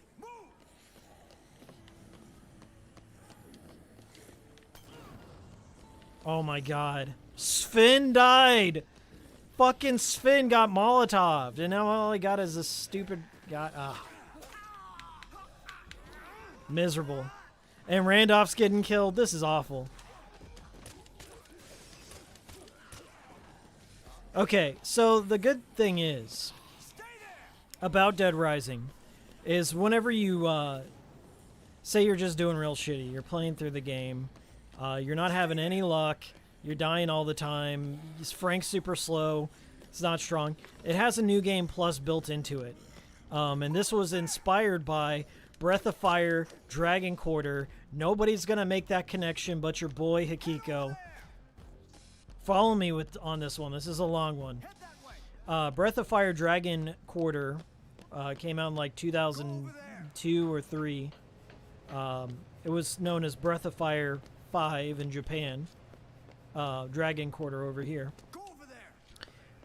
It had what they called the soul restart system because the game had a timer on it, much like Dead Rising. You had to, like, basically your character was turning into a dragon, and if the meter filled up to 100%, it was game over. But you could do what they call a soul restart, where you carry your experience and some of your items and your levels back over and start over again at like a little bit higher level, a little bit higher better equipment and stuff like that, and give it another go. When you would restart the game, it would unlock new cutscenes and different pathways and stuff like that that you wouldn't get if you just played through the game one time, which is possible to do. You can beat Dragon Quarter the first time through. It's just really hard. But Dead Rising took its format from Breath of Fire Dragon Quarter. Nobody else is going to make that connection but your boy Hikiko. Nobody has ever made that connection, but that's why I like Dead Rising so much, is because I like Dragon Quarter. It's a nice challenge. And even though I'm frustrated right now, like Frank is super weak and slow, you can always restart and start a new file over and be a little bit stronger and more equipped for the task at hand. So it's kind of cool. It's kind of cool that a little game like Breath of Fire Dragon Quarter had so much influence on Dead Rising, which is infinitely more popular.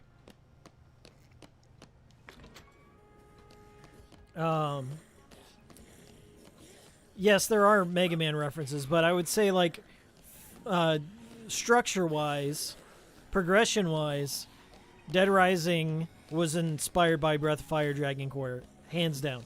Also a Capcom game. I'm sure it shares some of the same developers in some respects. Now that's a dead franchise that needs to come back. I just don't know that Capcom would ever do that. The last Breath of Fire game was a mobile game that never came to America. I think it was Japan only. I think it was officially called Breath of Fire 6, and that makes me sick to my stomach, quite frankly. We're going to try and go for Two's Company. I don't know that I can, but we're going to try. Maybe I can take out Chuck. Musicology. I already see the clickbait video in my head. Did Dead Rising steal from this game? I think it improved upon. Dragon Quarter is super brutal. It is not... Like, you have to have a background in playing RPGs to really know what it's going for. It's one of the most hardcore games on the PS2. Hard tactical RPG. That is... It's forgiving after, like, the third or fourth time, though. You have to, like, as I said, keep replaying it to truly appreciate it.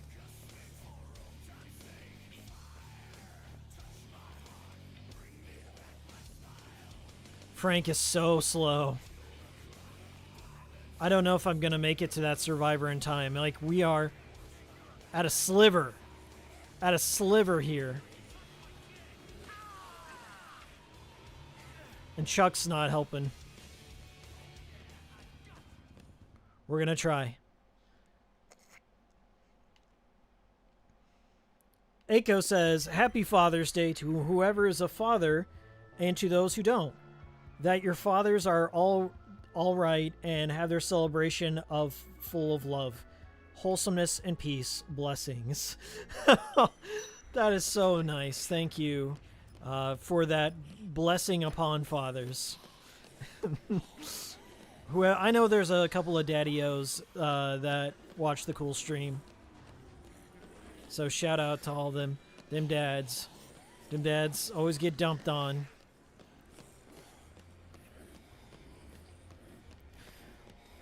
Aiko says, are you guys excited for upcoming game? Yes, I am excited for upcoming game. Get excited for upcoming game.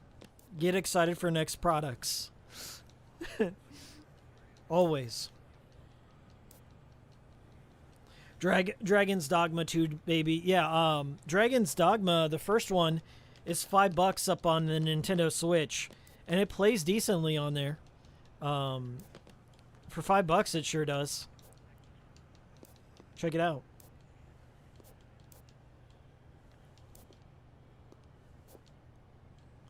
I don't think I can find this dude's trophy in the amount of time. I'm gonna lose these two survivors. Just how it goes sometimes.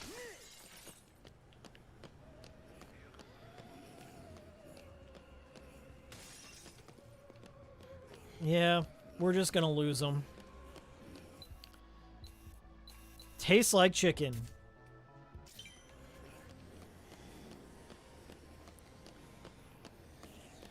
So look at the nav, though. Like, look how it spins around. It just gets confused sometimes.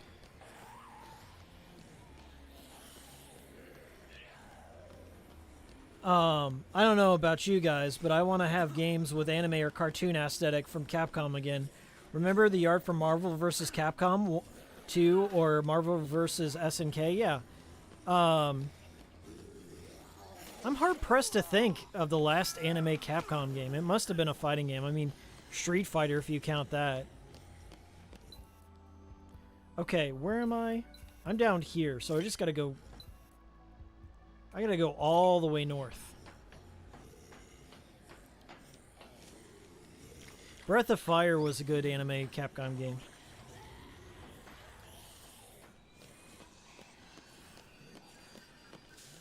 Everyone keeps saying Dino Crisis 2. That was one of the rumors going around. I wouldn't even call it E3 season. What is it? Summer Games Fest? Summer game announcement season. I don't know that Capcom would make a move like that because they have that game called Exoprimal, which is obviously a callback to Dino Crisis 3 for some reason. Yeah, Walter and Royce, because I didn't get Royce's trophy. Oh well. We'll get him in the new game plus.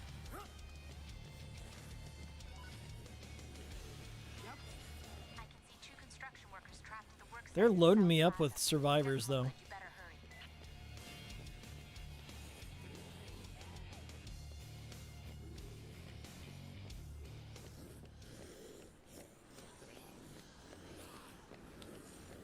Woo!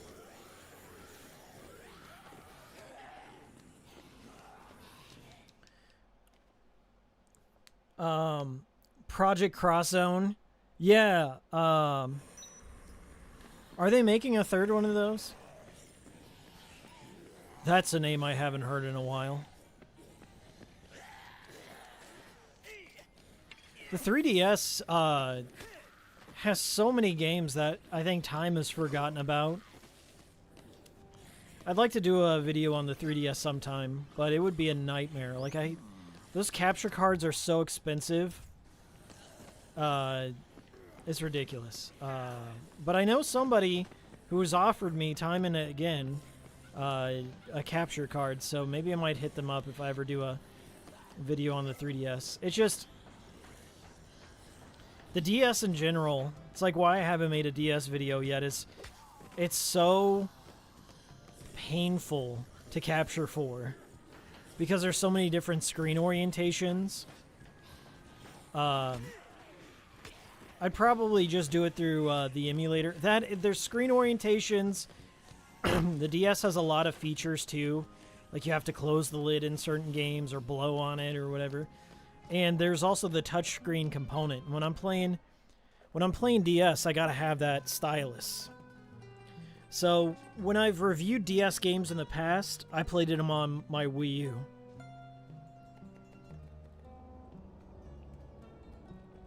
Citra's an option, but it's not my preferred option.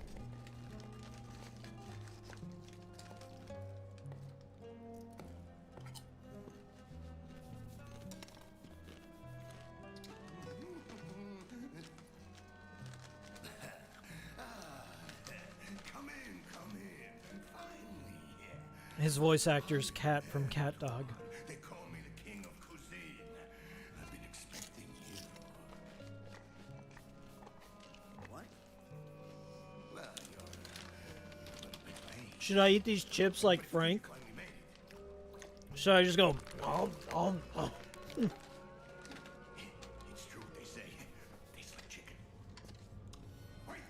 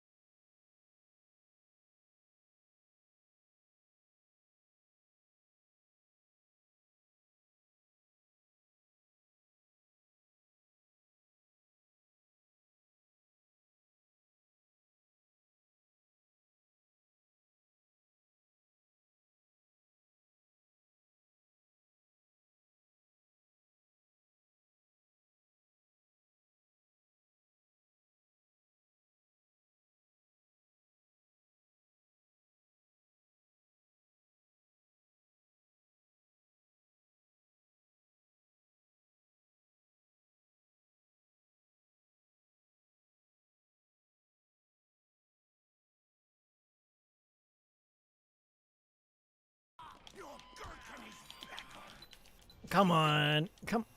Game.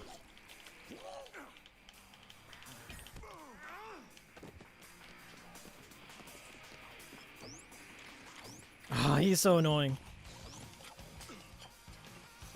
So the plates do come in handy to stop him from chowing down.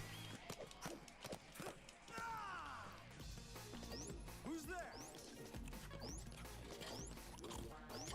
Have it up. You shake.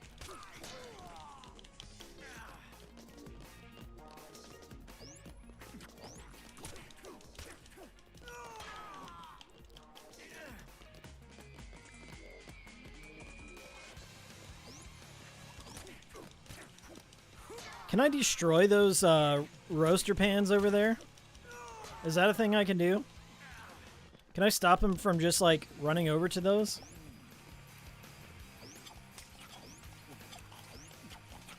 Bro, come on. I threw, like, 100 plates at you. Did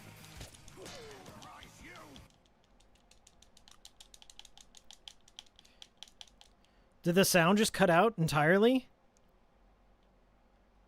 The game glitched. The sound just cut out entirely. Welcome to the remaster, everyone. That's not the first time that's happened to me. That's okay. Maybe it's better. I'll have better focus if there's no sound. Just no audio cues whatsoever. That's perfect.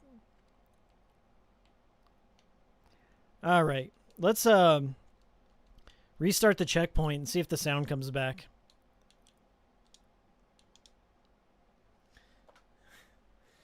The sound just... Bye.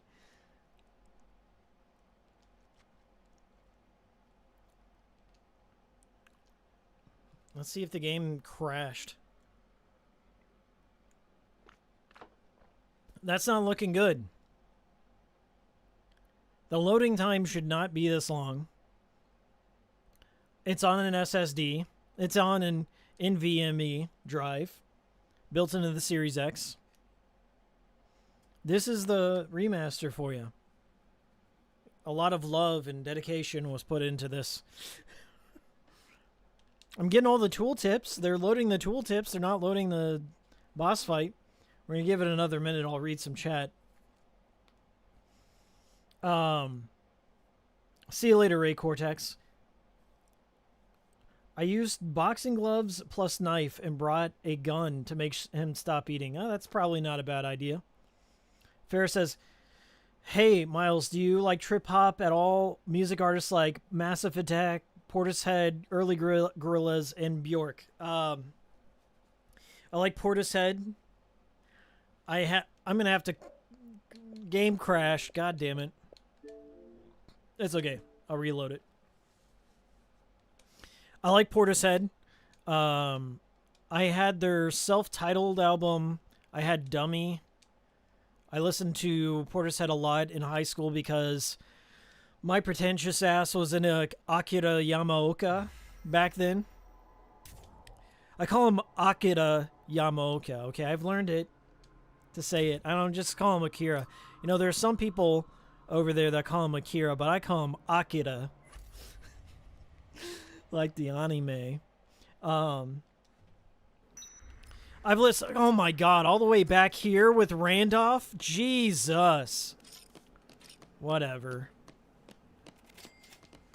The game crashed. There was nothing I could do. Okay.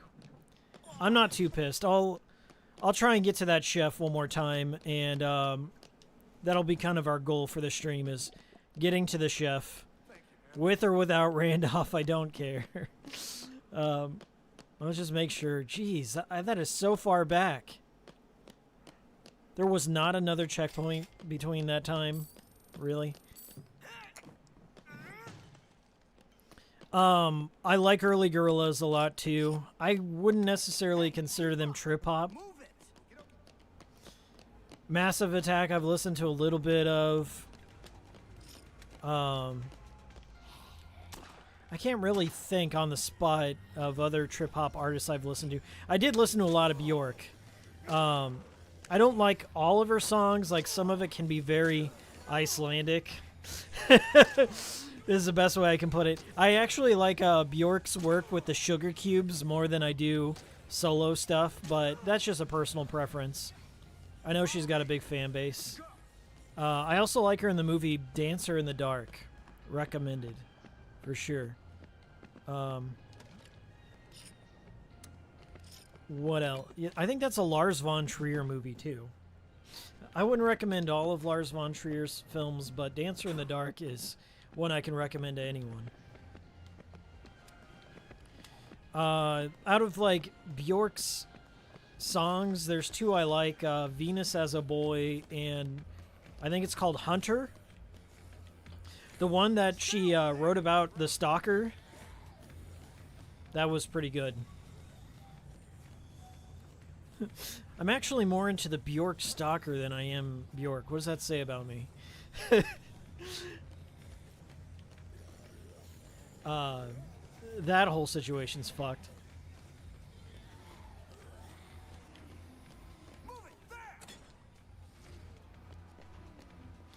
I think, didn't Massive Attack make some music for The Fifth Element?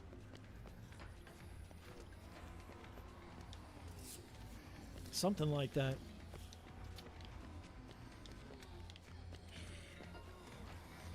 Whatever. Fuck him. I'm glad he's dead. Fuck him. I'm glad he's dead. Now it's time to move on. We'll see if we can do Choose Company and then Code Blue, because the Code Blue guy just automatically joins. Sven is his name.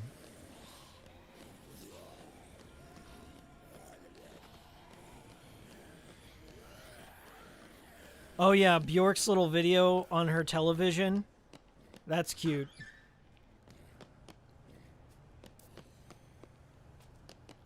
I always like that, where she has her little CRT television.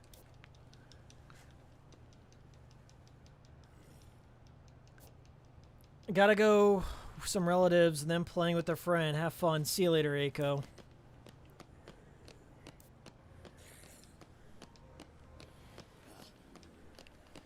Where the heck is his award?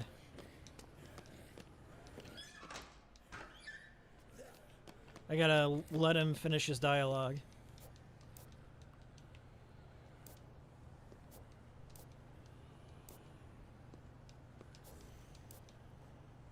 Okay, well, where's your trophy at, buddy?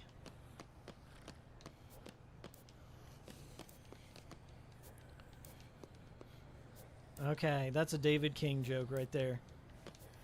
Where do I get that? Where's the trophy?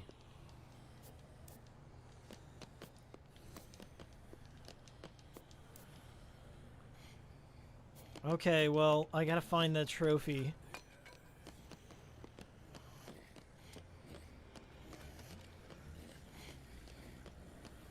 Well, it's saying it's in there. Is this the trophy in my hand? Okay, I guess that's the trophy.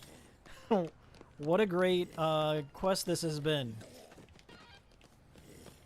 Gotta give him some props, I guess. That's all he was looking for, was a little bit of props. Why didn't I do that last time? Okay. But at least we don't have Sven. Fuck that guy. Now we're gonna do Code Blue.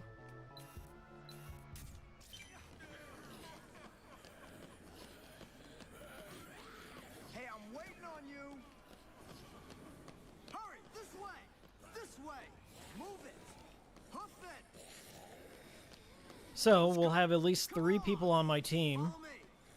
Hurry up. Maybe I can cash them in and level up and then take on that chef. Because I think I've got a lot of time to take out that chef, so I'd rather level up, get some decent equipment, and then try it again. Come on, speed it up. Yeah, all the Bjork Stalker videos are up on YouTube. I wouldn't recommend watching all of them. There is a... I think Jim Can't Swim made a video on the Bjork Stalker at some point. Maybe not. Somebody... There is a documentary about the Bjork Stalker up on YouTube. At least 100 of them. So...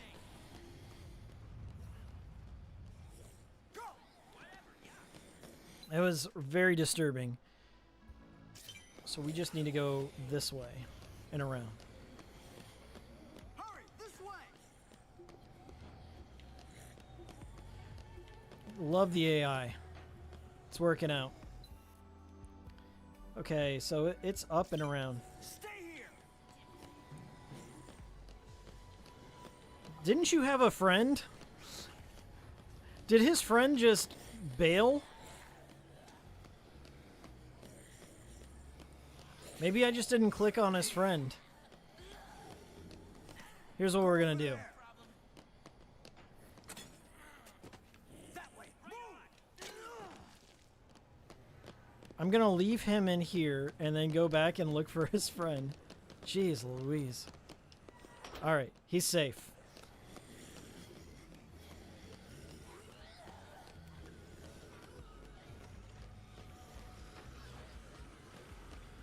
Yeah, I think I just left him in that toy store. Shit happens.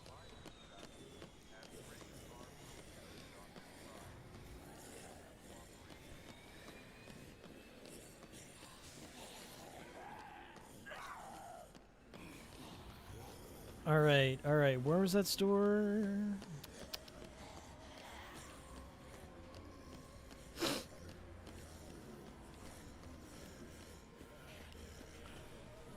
I think I just straight up left him. Let's restart checkpoint. God damn it. God. Having a rough go at this one. I think a lot of my every time I've tried to stream Dead Rising, it always ends up the same. It's like I'm very enthusiastic at the very beginning, and then like the filter comes in, like the wall hits you with the challenge, because it's like your first time through. As I was saying, it's got the Breath of Fire Dragon Quarter framework. Let's go, Randolph. Into the breach again. But at least I know how to get the comedians. Chugging that trash vodka. Alright.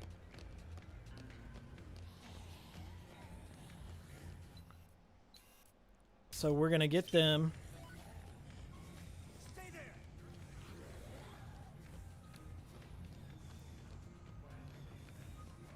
And I think they are... Okay, so they're right over this way. Get over there. I think if I act as a distraction, Randolph won't get killed, so that's the goal here.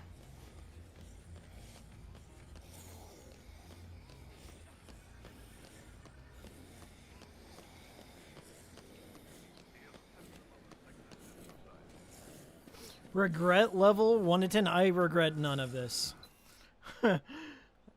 I will never regret playing Dead Rising. Even when I'm not having fun, it's still kind of fun.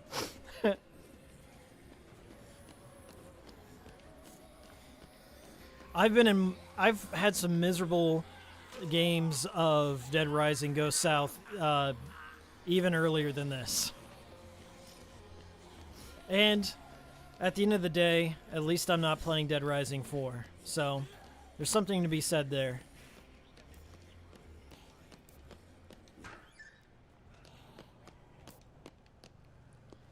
And I'm Stay over there. I'm having some more progress. Everyone's safe. Okay.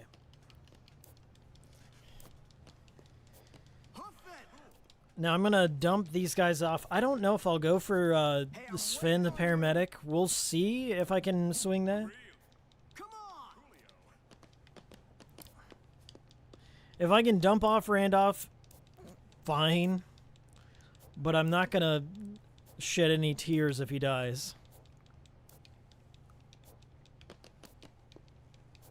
Hurry it up. Hurry up. If you're playing Dead Rising 4, you wouldn't have these problems.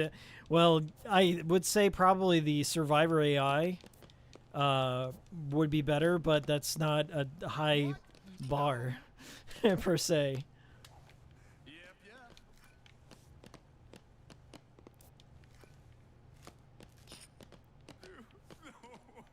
I'm sorry, Walter.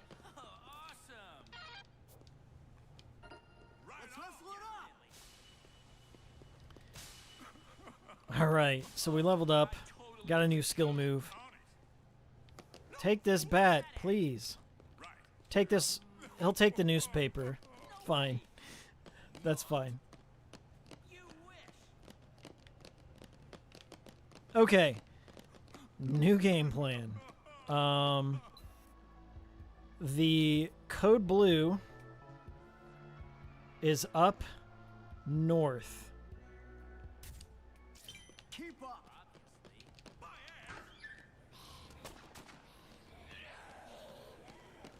So the best way to get there from here, I think I have to go like around. Okay, there's an entrance over this way. Stay there. So my goal is to stick to the crowd. Randolph does not share that goal, but I do. So I'm just going for a wide opening, and I'm hoping to God, or whoever's up there, that we can just go through that door. Okay, now from here, it's this way. It's okay. I'll take the hit. Frank can take the hit. And there's some food. We're going to grab some food. Some pretzels for the road. So far, so good. Why are they so compliant? What has changed? See you later, Master Chief. Sayonara. Sayonara. I believe you're Japanese. Bump and Dump. I got the 5-day survivor. That's like the wildest achievement I got on that game was 5-day survivor. I did not. I just ran out of food to do the 7-day. And I think my Xbox overheated because I had it on for like 12 hours. It was not something I'd recommend on the 360.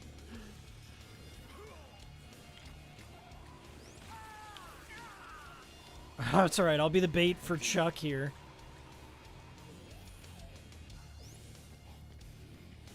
Okay, so it's just around the corner.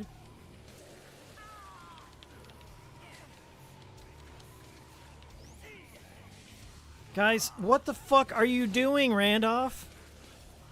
You think you're gonna take down Chuck Green with your little pistol whip?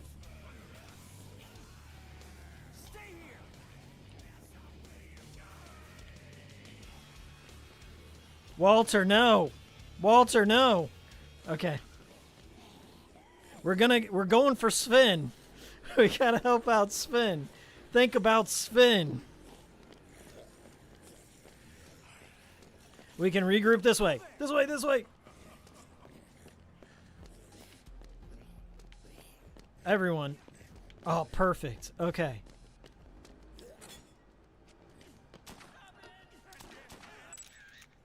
I'm good. Everyone, this way. You brought a zombie with you? I told you not to do that. Close the door behind you. Were you born in a barn?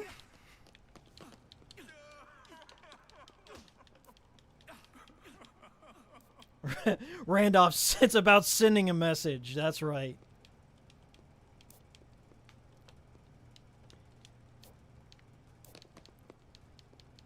Alright, everyone's gonna get some $100 potato chips. We're not leaving here till everyone's eaten the correct amount of $100 potato chips. And then we're gonna dump off all these fools.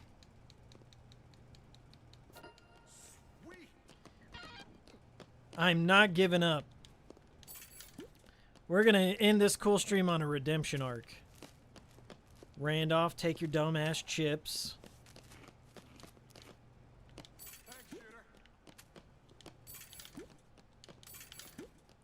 It's more efficient whenever you get it this way. Here's some popcorn for Walter. There you go. Nom nom nom. Come on, Randolph. I don't even know if I want to give him back that gun. Historically speaking, it was not a good idea.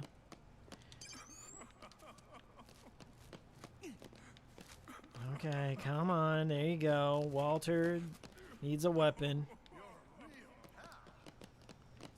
You know, I'm trying to delegate everything fairly. You can't do this in the zombie apocalypse, you know, you just can't keep everything. You can't maintain fairness.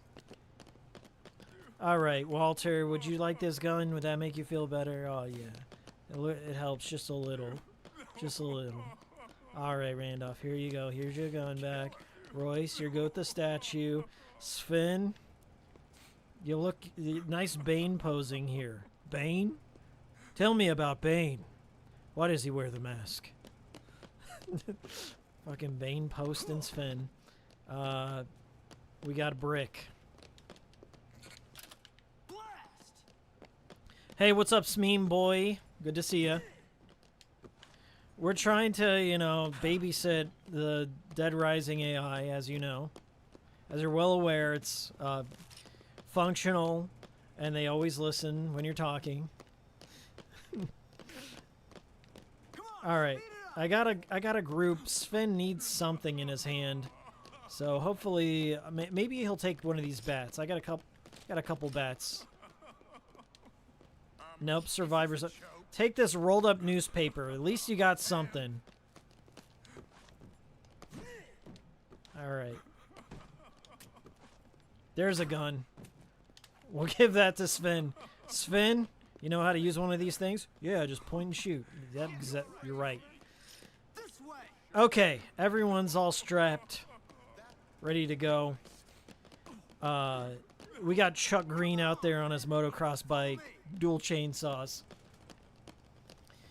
Let me see here. Let me see. We're gonna go straight. So we need to go to the left, through that door, through Royal Flush Plaza. Golly, this is not gonna be fun. Here we go. You guys ready for this? And of course, the QTE.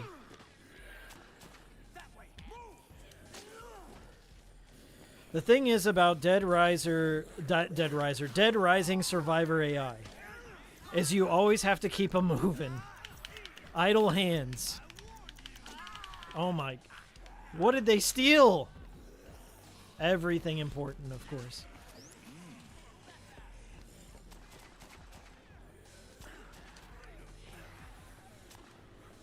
Okay.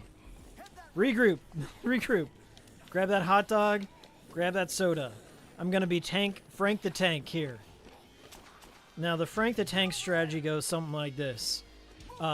You set waypoints, and you kind of lag in front of the survivors, so the zombies will focus on Frank and not grab one of the survivors. And then eat a bunch of food, so Frank can tank the damage. Alright, we're right here next to the door.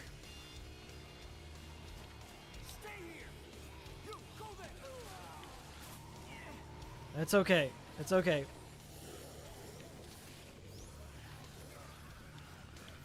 All the survivors are close enough. It does give you a warning in this one if a survivor's lagging too far behind, so you won't like zone out like you did in the original one. So I like to set a really far waypoint. That's just like a meeting spot. It's really, as I said, it's a crapshoot whether or not the survivors are going to listen to you. But if you set a really far waypoint, at least some of the survivors will get up against a wall and start shooting things and be somewhat useful sometimes, maybe, occasionally. But the further away you get them, the better it is for everyone involved.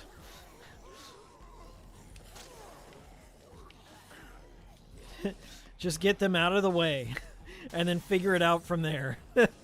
Just get them out of the friggin' way.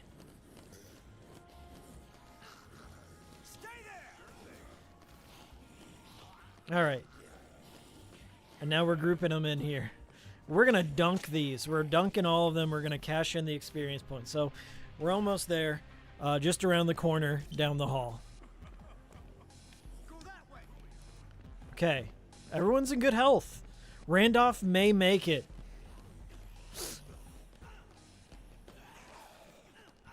Smeem Boy, there are Dead Rising enthusiasts that say the AI was better in vanilla Dead Rising. I don't have enough information to make a declaration like that. I'm not going to put my whole reputation on the line to say that, but I've encountered glitches, a lot of glitches, during the stream, in fact. So I will believe it. If people are saying that, I'm going to take them at their word, because so far I've lost the sound. We've gotten a soft lock. We've witnessed some glitchy AI behaviors, especially coming out of Randolph. But we're in the safety zone, except for Randolph. Come on. All right, we're going to dunk him. Going to deliver that dunk, get all the experience points. And maybe we'll fight a psychopath. Maybe if I can get a little bathroom break real quick, I'll go fight that chef. If the stream wants that. If not, we can just call it a day. I'm fine with that too. We've been going for 3 hours, I want to say. 3.5 hours, my God. Okay. I'm going to need a little bathroom break. I got to pause the game for that to happen, but the most annoying survivor by far. Oh, he gave me some Zombrex. I guess he wasn't so bad. He wasn't so bad after all. Based. Or maybe that was Sven that gave me the Zombrex. I think Sven gave me the Zombrex. Base Sven. Look at all those escorts. All those levels. Beauty. We may have a chance here.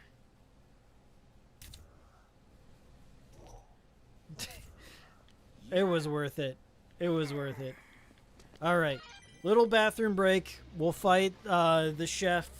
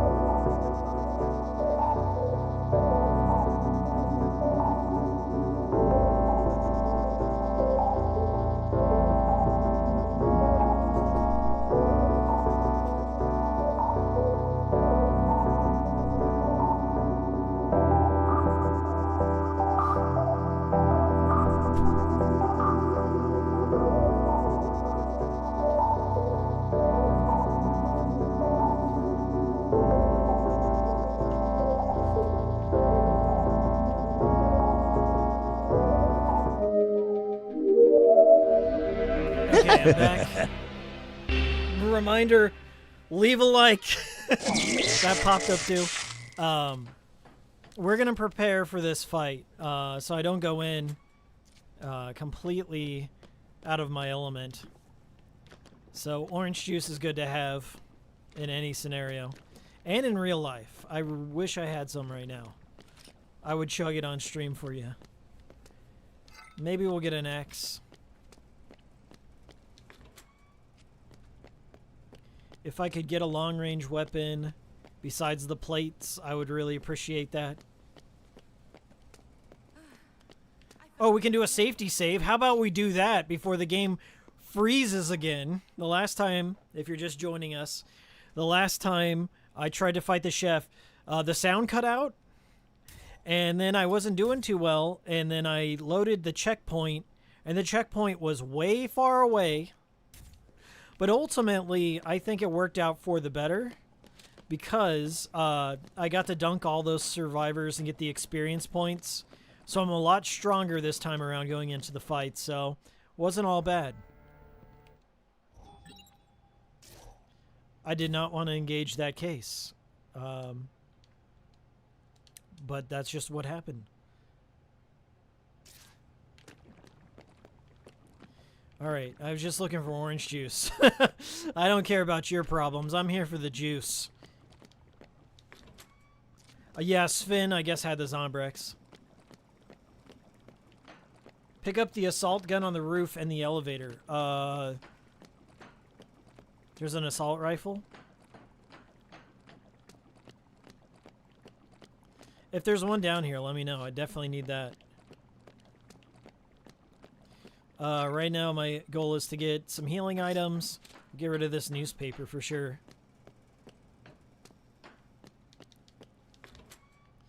As you progress through the game, all your survivors will start living in this base, which is cool. Little Suikoden vibe going there. Deep cut. But I always like that. You can see your progress in real time. Oh, there's some creamer. That'll be good. I'll take that. Thank you. There's some plates. Yeah, it's good to have some plates in your pocket, for sure. Without question.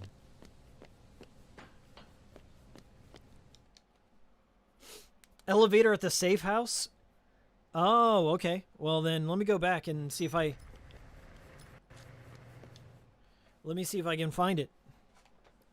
It's probably hidden away. Elevator at the safe house. Is it...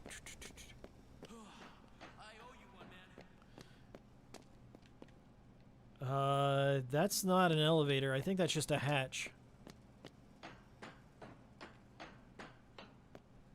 Storage.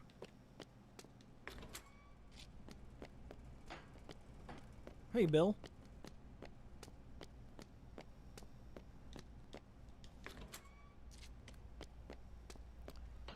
Was that room? Is it up this way? Nope. Wait, what does that say? Storage. I think this goes in a big loop. Storage. Storage. Storage.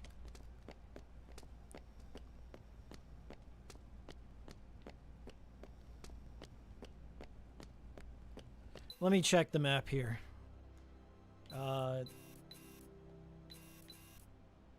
Okay. I'm not seeing anything that looks like an elevator. I'm getting trolled. Big old troll right here. Nah. Here it is. Elevator. He was telling the truth. Thank you, Yoko. Shout out. Well, there is a gun. We'll get rid of the coffee creamer.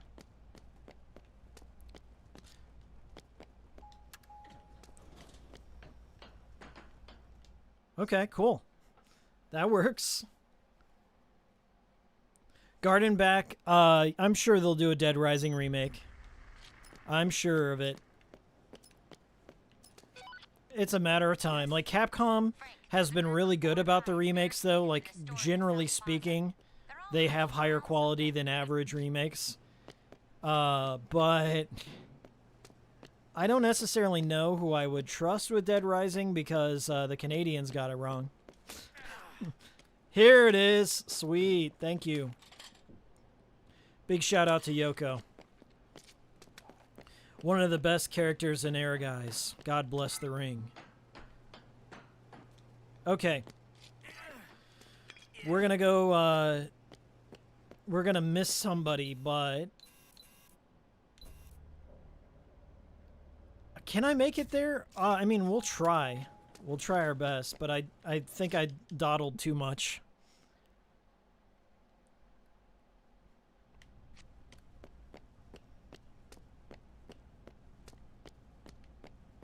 If only I were a little bit faster, that would certainly help. It's excruciatingly slow how slow Frank is at the early levels. I didn't pick up the Zombrex. Where was the Zombrex? Fuck the Zombrex. I don't need the Zombrex right now. The timer is expiring. I'll get the Zombrex later. It's not going anywhere.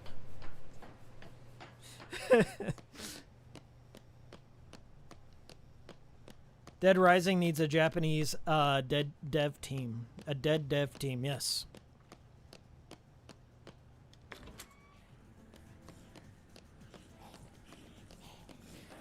Can I get there? I think I'm close by. Oh, I'm not close at all. Never mind. They're gonna die. We'll make this one it, but I need to fight that chef. That was the goal. I'm not forgetting my main goal here, and that was to fight the chef.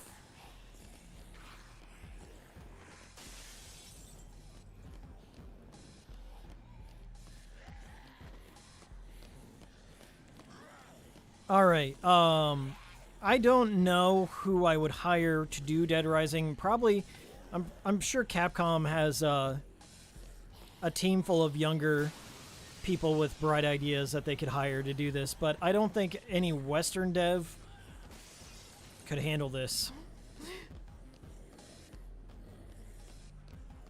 But I think there's been enough, like Dead Rising 4 is probably one of those big lessons that they've learned from.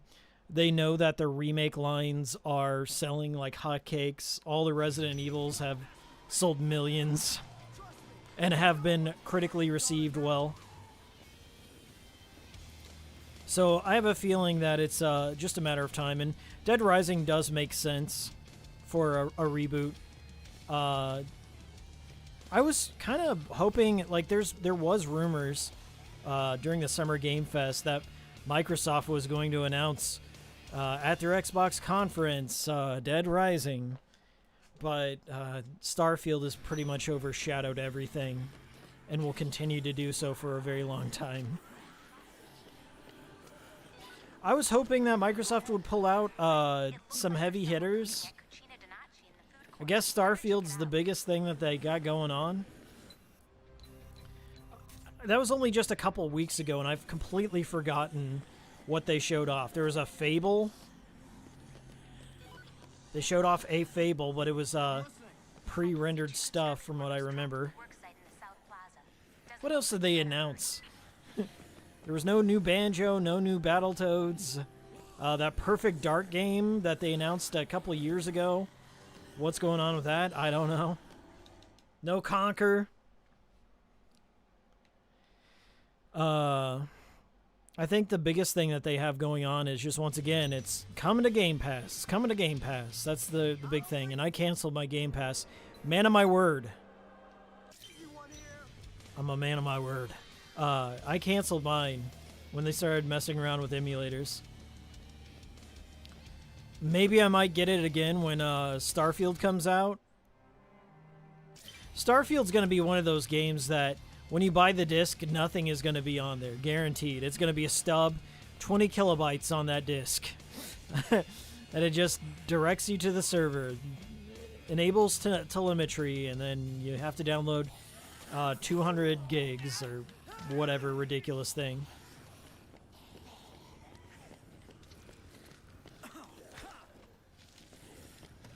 I'll play it for sure, or at least I'll watch my friend David play it.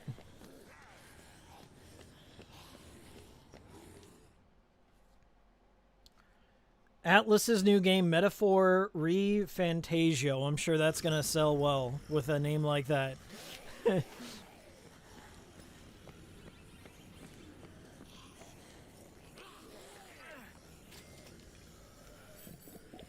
It's like Infinite Undiscovery.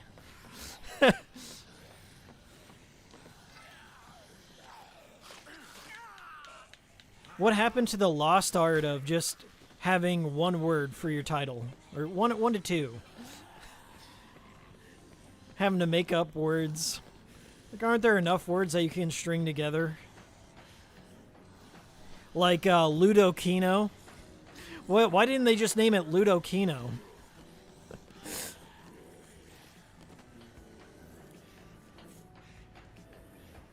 Yeah, the rumors about a new Killer Instinct. I don't think I played that new Killer Instinct. I don't recall it. I remember watching, there was Battletoads footage, and I found that cute. And then that's all I remember about that, was there was Battletoads in it. I gotta be honest with you. I was around during the time when Killer Instinct was in the arcades. And that was a spammer's delight kind of game. That was a game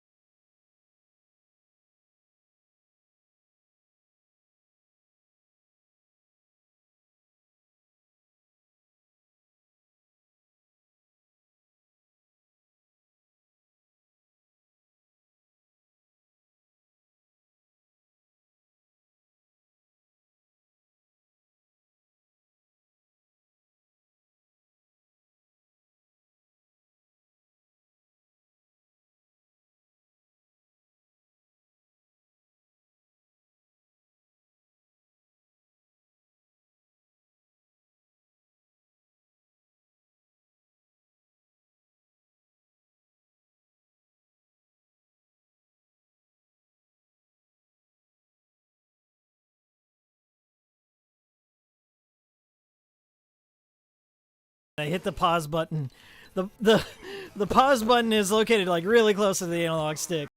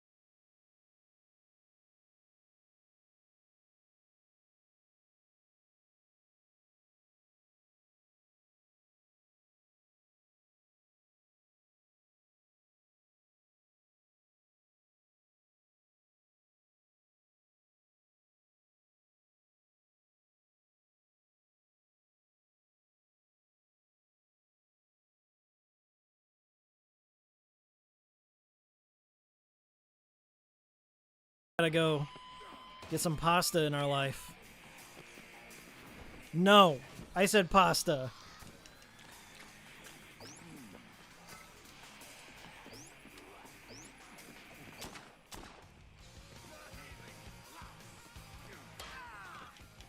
Two blocks on that one.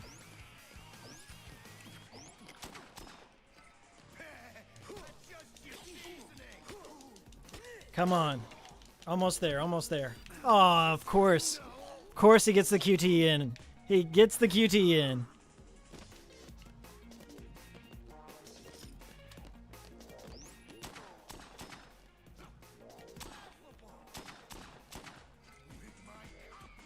Woo! Oh, it's down to the wire. It's down to the wire. Got him. We did it. We got him. That was a good goal. GG. Oh my god.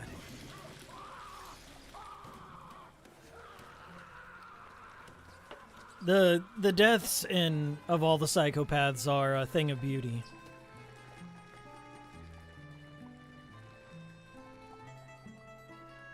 Chef's kiss, indeed. Does not smell like chicken. And then Frank also commentates on things here. Hey, look, we got a survivor.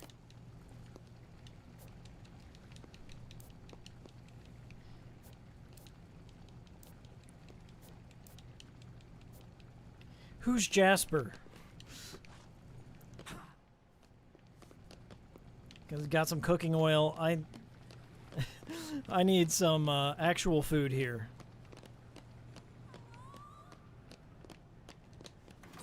Always look in the trash. That's where the best food is. That's a spoiled fish. Okay, maybe not a good idea. I just ate a rotten fish. Gonna need some milk and magnesia. Yeah, that's a rotten lobster. You gotta do what you gotta do. Whenever he vomits, he drops whatever he's holding. That level of detail.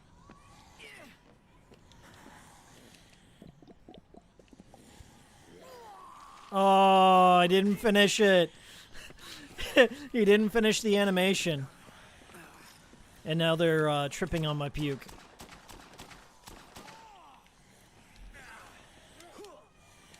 Oh, I got a Chivo for that. Well, see? You gotta take the good with the bad. And the bad with the good. Okay. Very nice, very nice. Okay, that was Dead Rising. Off the record. Dead Rising 2 off the record, starring Frank West. I've been Hikiko. Thank you so much for joining today's Cool Stream. As always, the Cool Stream's located in the Cool Stream playlist. Miles, where do you put all the streams? It's in the Cool Stream playlist. I can't find your stream. It's in the Cool Stream playlist. That's where I keep all of them, so I don't clutter up my channel with streams and all that stuff. They're fun to do. Like hanging out with you guys. Hope you had a fun time. Happy Father's Day to all the papas out there. Thank you so much for joining. I'm going to give a shout out to Gardenback's Meme Boy, Bump and Dump, Ferris Nagatome. Thanks for the super chats. Adam Furnace, Straight Edge, Darklink 93 Straight Edge. Rumple Foreskin, of course. Always good to see you in chat. Who else is in here? Who else is in here? Come on in. Get your shout outs. Get them. Okay, throw me some numbers. Throw me some numbers. Come on, come on, come on. Get them in here. We're going to get all the shout outs out of the way. See ya, Hikiko, says Fred Savage. Goodbye. What would you do if I sang out of tune? That's for you, Fred Savage. Happy Father's Day. Hassie Cans, Garden Back. Is that it? All my mods? Thanks to all my mods. Blessed Musicology. Thanks. Hope you had a fun stream. Be coming right back at you sometime soon with a video of some kind. Did I miss the stream, Ryu? You missed the stream. You missed it. Like a dragon, you missed the stream. Ben, goodbye. Yoko, thank you again, Yoko, for the machine gun tip. Big Frog, Ribbit, Ribbit. Take it easy, everyone. See you next time.